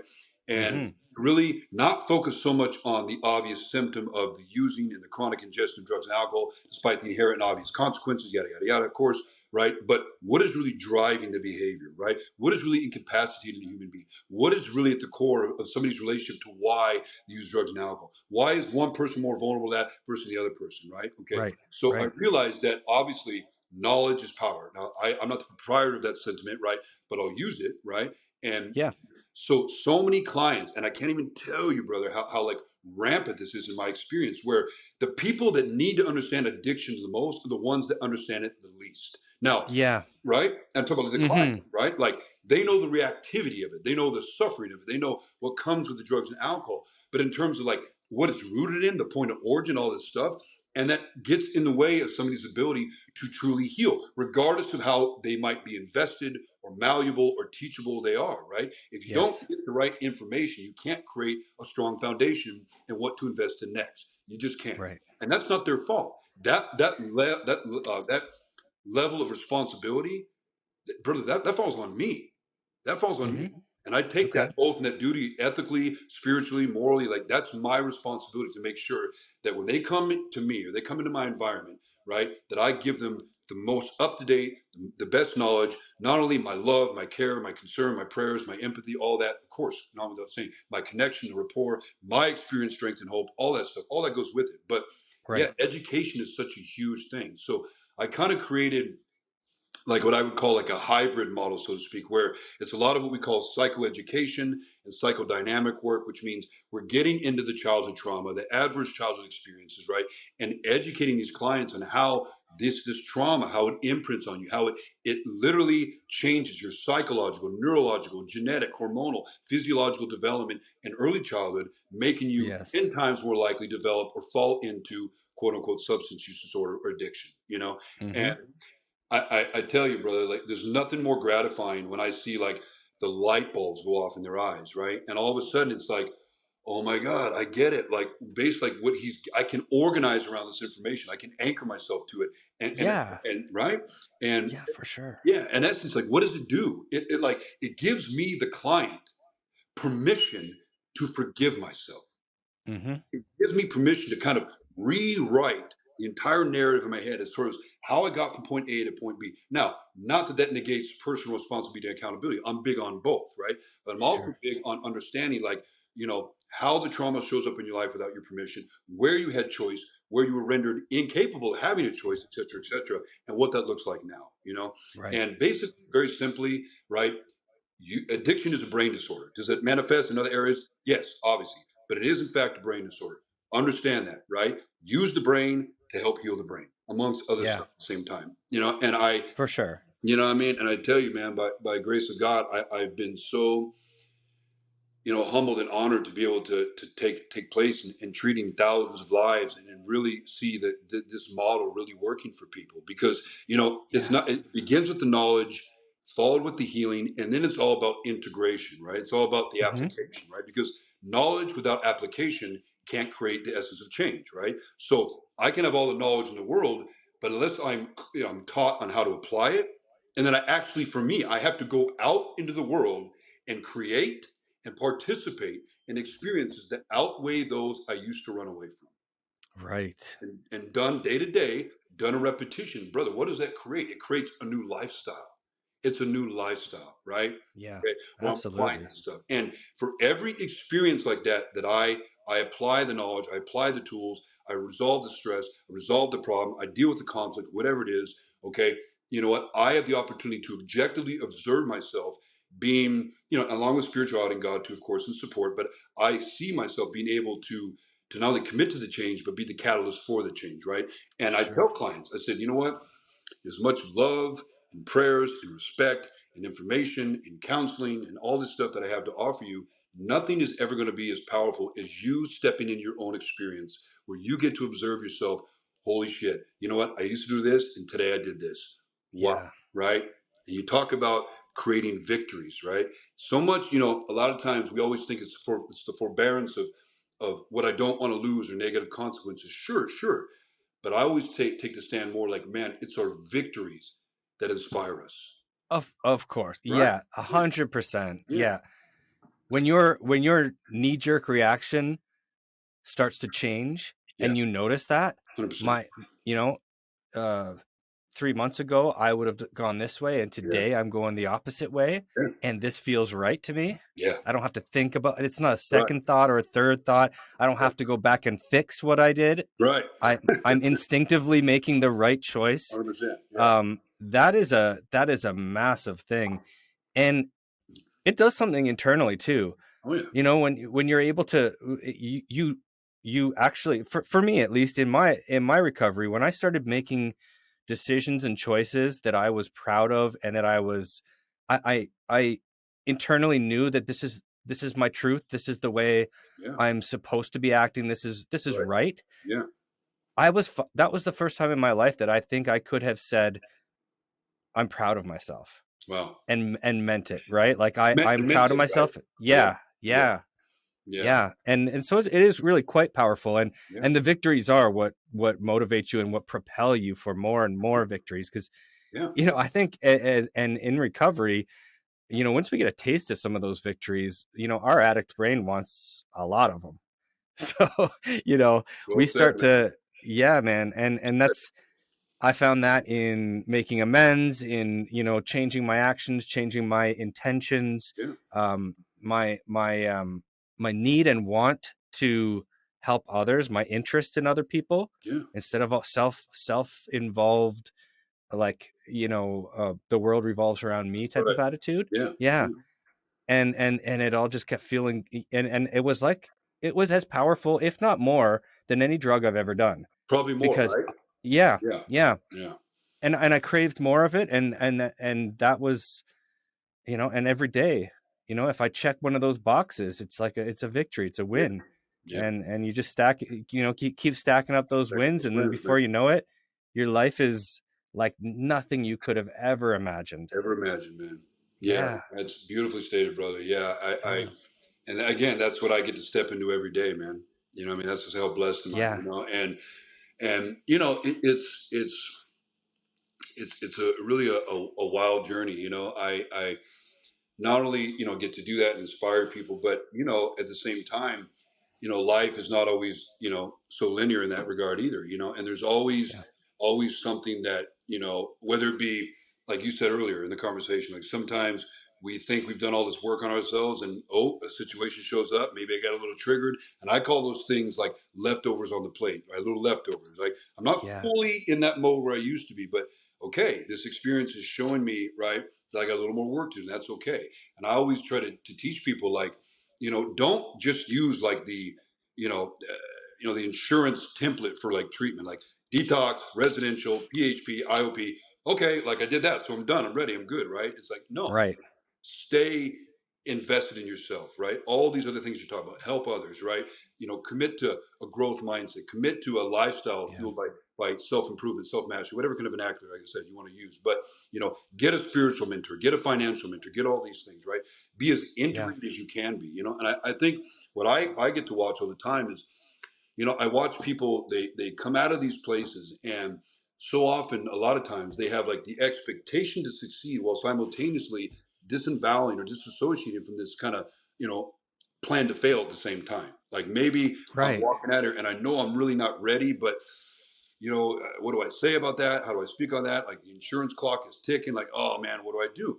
And I Yeah. watched them, lack of success because of that. And a huge part of it, man, is again the change enacted via experience, like the experiential stuff, right? Like, Yeah. here's the stuff a lot of places they won't talk to you about. Like, when I say, I'll talk to a client, I'll say, well, okay, when you left this other place, right? What was your discharge plan, so to speak? Oh, yeah, okay, keep going to meetings, work with my sponsor, complete my steps, get Right. my get well job. And I always I cringe when I hear that. I'm like, whoa, stop. Your get well job is like, come on, man. You're Yeah. throwing yourself from the gate, brother, or whoever it is. It's like, come on. It's like, Right. it doesn't have to be the career of your dreams, but thoughts become things. Thoughts are powerful. So if you have this negative connotation to a get well job, it's like you're already stepping back into that kind of that brokenness, that broken identity. Yeah. Right?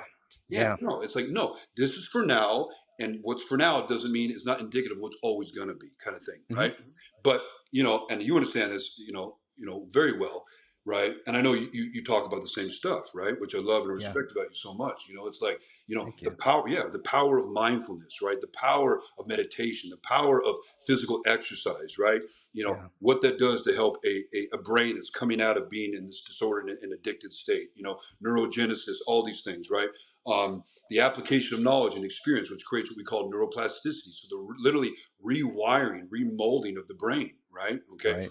And, a lot of times, and this is where like I love the neuroscience faction of it as well. It's like, so much is also predicated in addiction based on how dopamine works in the brain, the reward center in the brain, right? Okay. And so when you have somebody who is lacking dopamine because of the arrested development neurologically, because of high amounts of stress and trauma and stuff like that, they're Hmm. already lacking that neurotransmitter, which makes them more susceptible when they get that over influx, the overstimulation, right? The brain pays very close attention to that, right?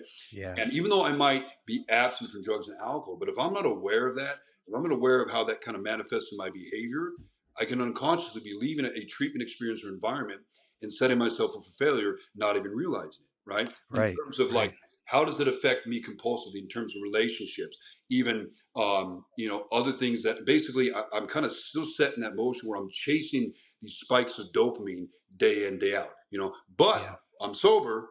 I'm sober, right? I'm smoking 15 cigarettes in an hour, but I'm sober, right? But I'm sober. Yeah. And again, non-judgment. I get it. Been there, done that. I'm sober, right? Hmm. Or, man, it's like, especially in diet too, right? A lot of people don't talk about that, how important that is, right? Yeah. Paying on these same pathways, the same, reward system in the brain. Like, why am I drawn to more sugar? Why am I drawn to more high carbs, high preservative, fried food, stuff like that? And a lot of people, again, they're sober, but they're not integrating all this knowledge, all this stuff they need to be aware of into the equation, Yeah. right? For So sure. it's like, instead of one cookie, I'm having 20 cookies, right? Hmm. And people don't realize that so often they're on this like autopilot state, right? Yeah. And that's really the unconscious brain going, I want my dopamine. I want my dopamine. So you got to kind of teach people also an experience to balance that out, and experiential activities like exercise, like connection, like meeting, stuff like that. Yeah, it definitely accommodates that.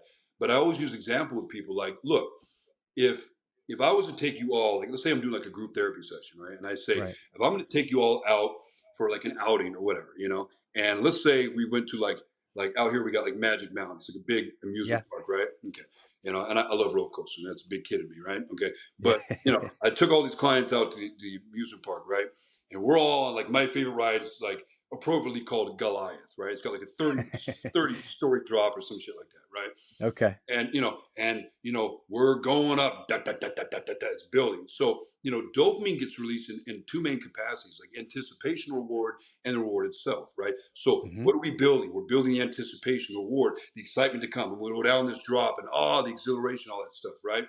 On top of the fact, I look next to me, I look around me, I'm sharing this experience collectively with somebody that I care about and somebody cares about me, right? Hence connection. Right. My tribe, my support system. I always tell guy or girl, you got to find your wolf pack, man. That's what I call it. Yeah. You got to get your wolf pack. I can be vulnerable. We can hold each other accountable, bring out the best version of ourselves. And we're all going in the same direction.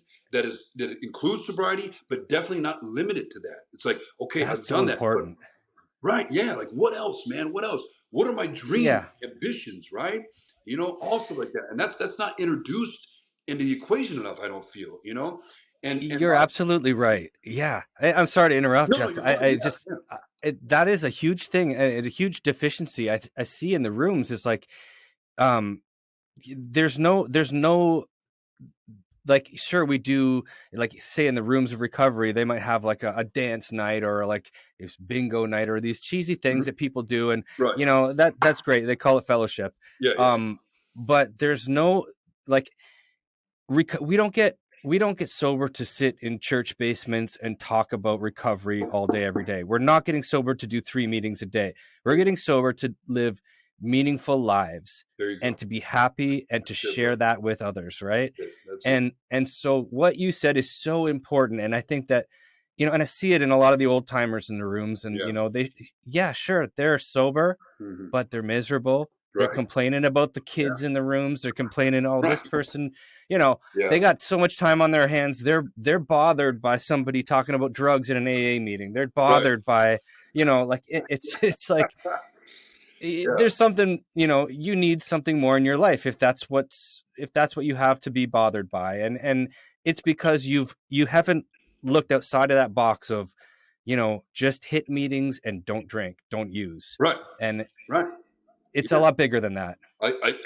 Well, perfectly articulated. I have like like this character in my mind that comes from some of my prior experience. I call him like Fat Tony. He's like the guy in the corner that's smoking a cigar at the meeting. He's got like the AA gold necklace, but he's just so self-absorbed, and he's a prick, and it almost makes you feel ostracized with his energy. You know what I mean? But he's got 25 years. Like that is not the antithesis and the spiritual heartbeat of what it's supposed to be about. Right. So yeah, like all that stuff missing, and even back to what I was saying about like the roller coaster example. It's like as we're building on that. And I turn this into a kind of a joke as part of like what I do in like a lot of group facilitation. It's like, well, as we're going down that drop, I am completely encapsulated in the present moment. I'm not thinking about the past. I'm not jumping into a future, having anxiety about a future, like thinking like, oh man, well, yesterday was bad, so tomorrow's got to be even worse. Like, so I'm everywhere but what I need to be, except in the present moment. You engage in experiences like that, it does the opposite. It encapsulates you in the present moment. So you're in the moment. And outside of like, the obvious psychological, benefits from that, even deeper, like neurological, even the way that we can, wire the unconscious brain, even our nervous system. It's like when you're going down that drop, and this, I kind of make a joke out of it. I tell them, let me tell you what you're not going to be saying. You're not going to be saying, this is great, but I wish I had some crack. Right? Like, no, you're not going to be doing that, man. Right? Yeah. Like that moment is satiating. That moment is satisfying, right?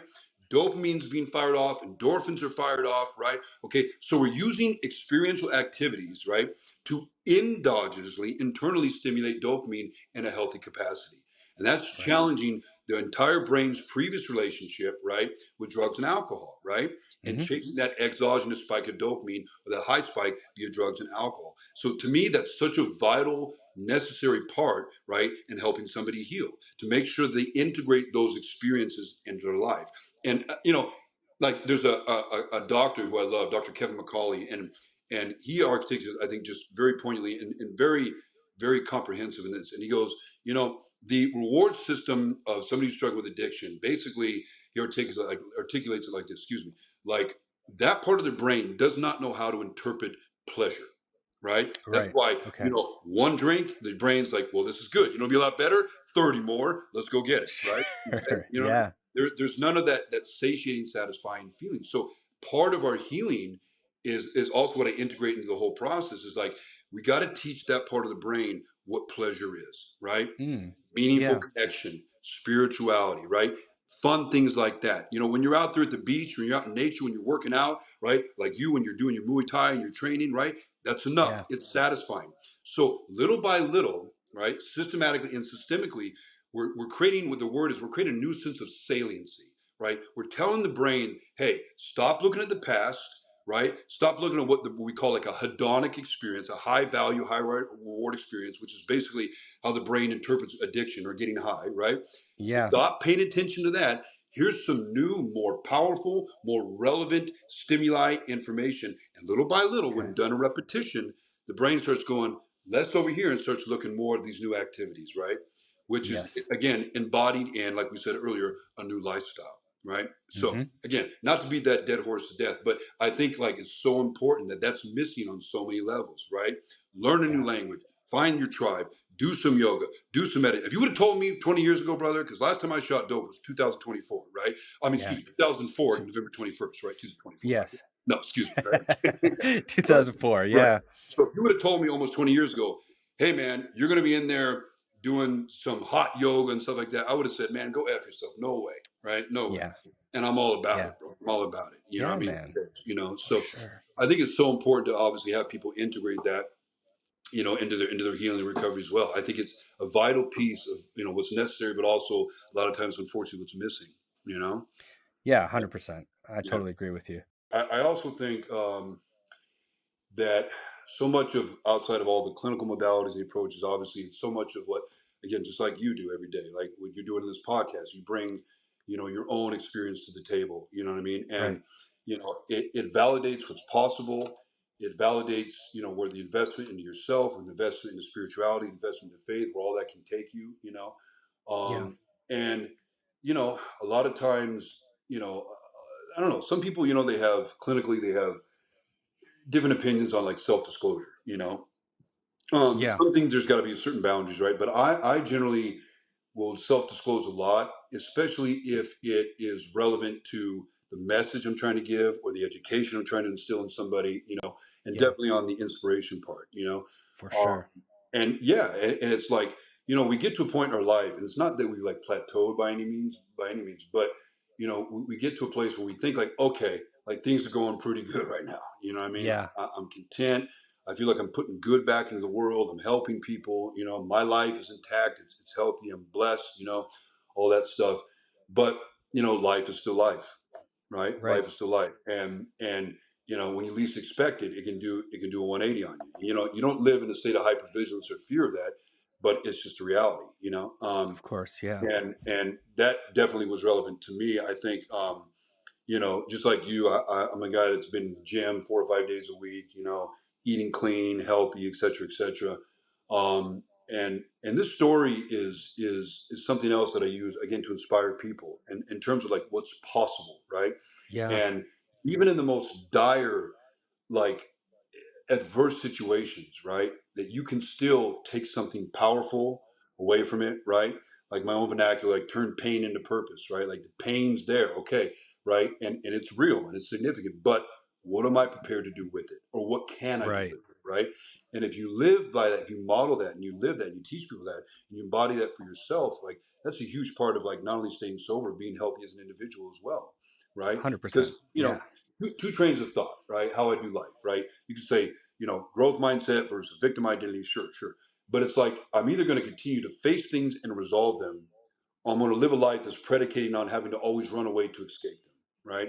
One Yeah. or the other, right? And that Yeah. escapism obviously leads back into regressive behavior, inevitably, right? More often than not, relapse, right? So, you find like, you've gone through so much stuff, and then like you really can go through some stuff and find like, all the resources that you do have really have those tested in a way that you never could have imagined. Yeah. Um, and so for me, that definitely happened almost about a year and a half ago. So I know you're somewhat aware of the story, but I am. Yeah. for everybody else to understand. So again, I was like healthy guy, I'm almost 6'5", I was like 225, maybe 10%, 9% body fat, like doing pretty good, healthy, eating clean, all this stuff. And seemingly out of nowhere, I started to develop like some stomach pain. You know what I mean? And I didn't think much of it. I said, okay, whatever it is, it'll probably pass. And then little by little, other symptoms started to show up, and then I started, obviously, as I'm attuned to my body these days, start paying close attention. Okay, something's off. Right. And my sister is a nurse practitioner, and so and God bless her, because she always gets the brunt of, like, she's like our web MD of the family. God bless her. Okay. Everybody's Yeah. got like a stomach ache or a headache. Amy, what's going on? What's going on? Stuff like Yeah. that. So I try not to do that too much, anyway. But I call her and I'm like, this is what I'm going through. What do you think? And she's like, nah, it's maybe a little bit of this, a little of that. Don't worry about it. Well, I noticed that I started to kind of get sicker, low energy, right? And I'm not going to give too much TMI over the podcast, but I had some bleeding and some other stuff going on, and that would be like, okay, something's definitely wrong. So Yeah. I go to a GI doctor. And he does like the test and stuff like that, and after the test, he's like, well, okay, yeah, I'm diagnosing you with what's called ulcerative colitis, right? Okay, Right. which is a autoimmune disorder. Now, if you remember earlier, I said that my dad and my uncle both died from autoimmune disorders, right? Yes. Okay, and my mom also has one. She has fibromyalgia.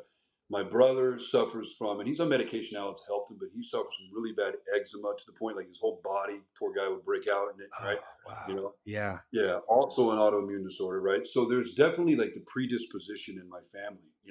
Right. And also it's the thing with, even with addiction, right? Like there's not so much like there's an alcoholic or an addict gene, because that just really doesn't exist. Now, higher sensitivities and markers for things creating a higher likelihood of predisposition, yeah, and not to go down too far to the rabbit hole with this, but it's the study of what we call epigenetics, right? Basically how the environment, right, can cause gene expression, like what happens in the environment, the trauma, the ongoing chronic stress that we were never supposed to endure as human beings, like that can take a predisposition and turn it into gene expression and turn that into a disease, right? Okay, so same thing with, again, the autoimmune in my history, right? Now, the last few years, sure, there's been some stress or whatever, but even as much work as I've done, I think some of that still has created like a lasting impact, as much as I don't do that anymore, et cetera, et cetera. And I can't, I'm not a doctor. I can't say emphatically this is what caused it, right?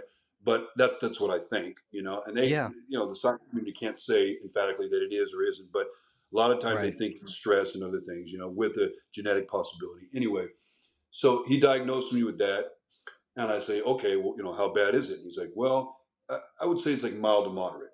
Okay, right. So, he sends me home and puts me on like prednisone and other steroids that are kind of disrupt inflammation and stuff like that. Okay. And he's like, stay on this for a week. Okay, how's it going? Well, doc, it's not really working. I'm getting sicker. I'm losing weight, things like that. Yeah. Right? Getting sicker, and again, not to be TMI, but like just using the bathroom literally all day long. It's crazy. Yeah. Okay, let's try this medication for a week. Doc, it's not working. It's not working. And one thing I've learned for this is how powerful it is. No matter what you go through in terms of like medical issues, is always advocate for yourself, man. Always advocate for yourself, right? If it doesn't feel right, speak on it. Because I didn't know what I was doing with all this, and I'm not judging the guy. God bless him, but he kind of dropped the ball on a little bit of this. Like, I think like my doctor now would have been like, okay, stop.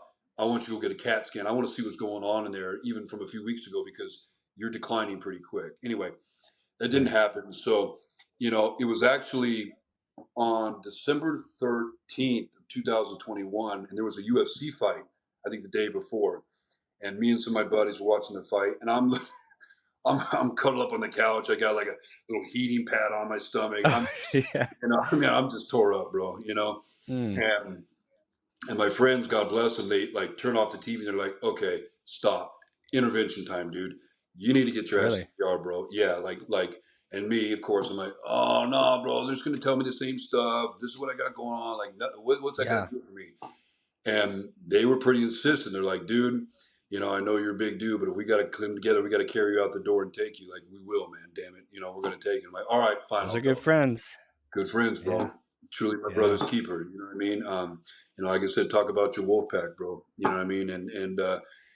And one of my friends in particular, Tim, who you've also interviewed, one of my best friends, and he was so adamant about it. He was like, brother, God is putting something in my heart, like you need to go, and I listened. And so the next day I went, and they actually admitted me at the hospital, and they had me on like ice chips, not to eat, to try to calm everything down. Long story short, man, on Christmas Day, right, of all days, right, on Christmas Day, I get up, I go to the bathroom, I come back to the hospital bed, and boom. And we've all been through some crap, right? Like, I think generally we are pretty tolerant of pain in our own right, and dude, I've never felt pain like this in my life. I've Really? never, the most intense pain. When you think of pain, I mean, sure, there's levels, right? But I couldn't even fathom that you could be in this kind of pain and what that would even be like, Wow. And it was crazy, man. And I'm literally like screaming like a wild man. I'm like, get in here, and the nurses run in, and I'm like, something's wrong. I'm really rocking back and forth, holding my stomach. I'm praying. I didn't know what was happening, but I knew that whatever it was bad, Mm-hmm. And they wheel me down. They give me a CAT scan. I come back up, and then the nurses have like their work phones, and he puts me on the phone with like the on-call doctor at that moment. He's like, Jeffrey, he's like, I'm sorry to have to tell you this, but your colon perforated, meaning it ruptured, right? And all that stuff is now flooding into your body. Right? We got to take you into emergency surgery, and obviously he don't want to put this dark rain cloud over me, but he said, look, dude, this is serious, so you need to, while we're prepping you, like, make your phone calls, and that moment you're in so much pain, and you're literally in shock and survival mode. So like that hit me, but not fully hit me. You know what I mean? Yeah. I'm calling people, and I'm having a group text going, right? Making Tim, like my friend, like he's gonna kind of head the thing, like, communicate with my family or the point of contact for me, boom, boom, boom, and then they wheel me in, and obviously because that happened, I was already in septic shock even before I went into surgery. Yeah. And so, surgery goes well, thank God. I wake up, and I had a great surgeon, thank God, and he wakes me up while I wake up, and he's like, okay, so, you're okay, right? Like, you made it out. But this is serious. And he's like, Jeffrey, when I cut you open, I had to take 35 minutes with a high powered washer with medical grade antibacterial soap just to get everything clean enough to where I even could conduct a surgery, right? Wow. That was that much. And he goes, and I'm sorry, dude, but I tried to save it, but I couldn't. Your colon was so damaged, I had to take out the whole thing, right? Yeah. So when they take out your colon, they take your appendix with it, because your appendix is attached to your colon. And so I woke up, no colon, and then looked down at my body, and I have now I got a colostomy bag, right, on my body as well. So you talk about life doing a 180. It's like, whoa, like that's and your mind is just going, and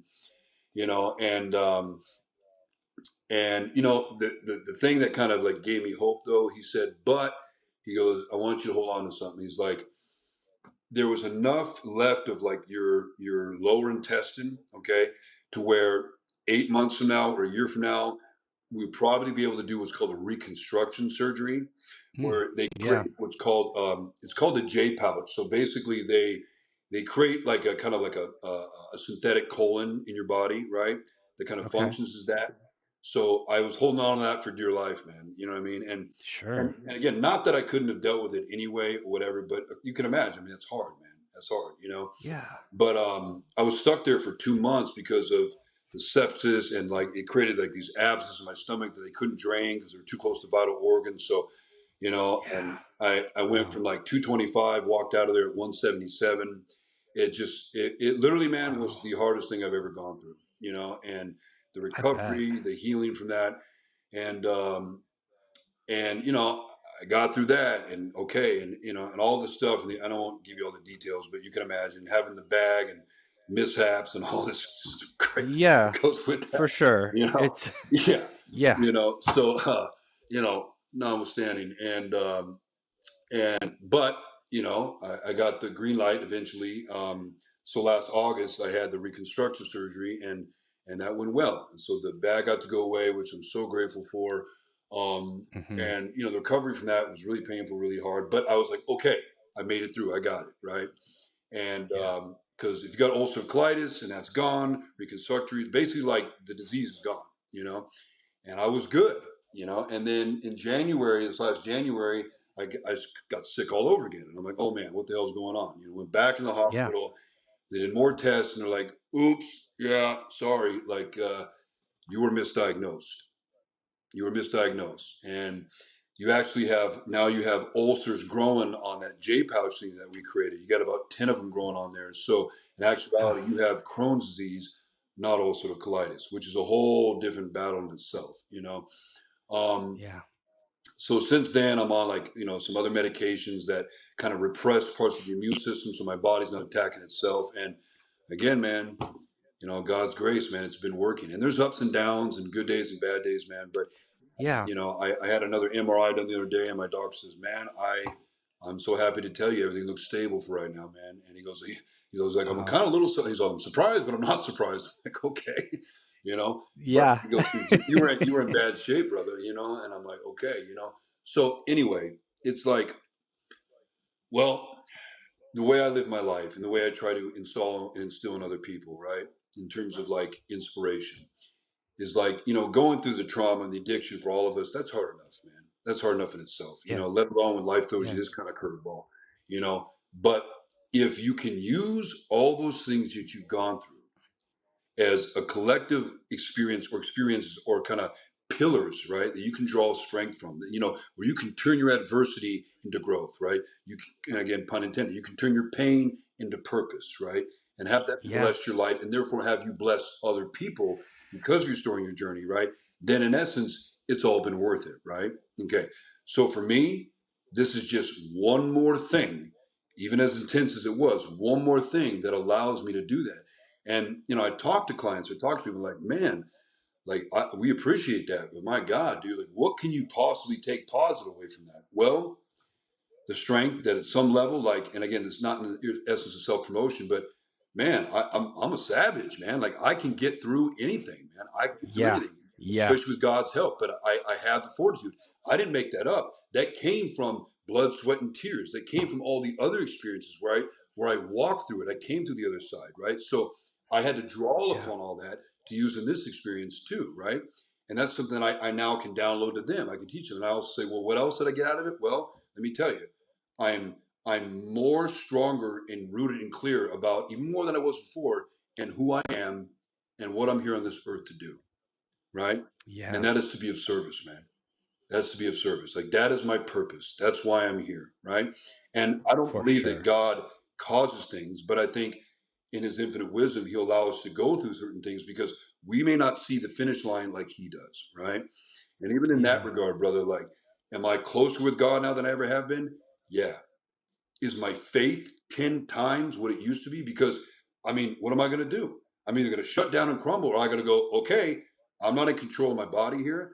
I don't know what's going to happen, but I'm going to put it in your hands, and I'm going to believe in you and believe that you're going to operate in my life the way you always have. And I'm giving God an opportunity to show himself, right? Which gives opportunity for other people to grow from that, but it also glorifies him in the process. And man, that's been the case. Not always easy, but that's been the case, so close with God, close with myself, all that. So at the end of the day, even with all that shit, it's like, is it worth it? And if it brought me into all that, and I can share this story here, hopefully, can help somebody else who's listening. If I can share that with other clients in my daily work, right? Where that committed growth mindset, your connection to faith, right? All that stuff. And just no matter what, that I don't give up. And even if you may stumble and you may fall, failure is a mindset, brother. You're never a failure until you just give up, right? And the inherent power and value in that, right? Well, if that's what I had to go through to kind of create all that more in my life, was it worth it? Yeah. Yeah, man. 100%. Yeah. Yeah. So yeah. It's amazing, like quite remarkable, all the pain that you have walked through and come out as a stronger person with, as you said, like more purpose, more understanding, more strength, and also I think too, like a lot more compassion for other people, a lot more empathy for other people, and it's just like, and the mental fortitude that you gain through these things, Absolutely. like that stuff isn't built, that stuff doesn't come easily. No. And it's never built through something easy. Right. It's always built through Yeah. like adversity at its Yeah. finest. Yeah. And those are the tests that we're put through to prove that, to ourselves, so then we can use that to help others. And that's exactly what you do every day. Thank you. And I think that is just quite remarkable. And you are one of the strongest people I know. Well, thank you. And your story is just so inspiring. And, yeah, I know that this is going to reach so many people that need to hear a message of hope, that may be going through either, something in addiction or a medical issue, something that dealing with childhood traumas that you spoke Yeah. on. There's just so much here that and not only that, like, listen, I could talk to you for days on end without getting Yeah. bored. Likewise, man. Like, Likewise. you are a wealth of knowledge, Thank you. man. And yeah, it's really quite a pleasure and an honor to sit down and chat with you. And it has been, over the years, I don't know how many years we've sort of been connected, but long enough that like I feel like, you're a brother, and I just want to say I love you, man. And like I'm just so proud of you, and I continue to be inspired and encouraged by everything that you do. And yeah, man, if people are looking to connect with you or learn more about you, where can they reach out? Yeah. So let me say two things. One, my professional Instagram page, and again, I'm still building it up because I've had a lot of the illness and going up and down, but I'm back into like starting to post stuff daily. But so it's called Pain. It's the Instagram site Pain, and then underscore letter N number 2. So Pain into underscore purpose. Pain into purpose. And you can find just inspirational stuff, a lot of, again, psychoeducation that I post up there, about addiction, about trauma, about just, again, like overcoming adversity, everything we essentially talked about collectively in this conversation.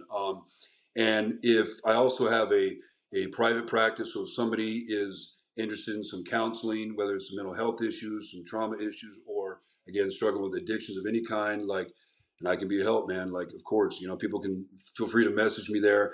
I work with people locally, and if they're not local, they want to do Zoom or even over the phone. I got some clients that are out of the state as well, so I can accommodate all that. And again, man, just to hopefully be a light in somebody's life, that's the deal. And that's amazing. Yeah, and bro, and again, thank you, man. This has been such a great conversation and an honor to be a part of that. And again, we've known each other for a while. To be able to actually talk to you face to face is great, man. Like we said earlier.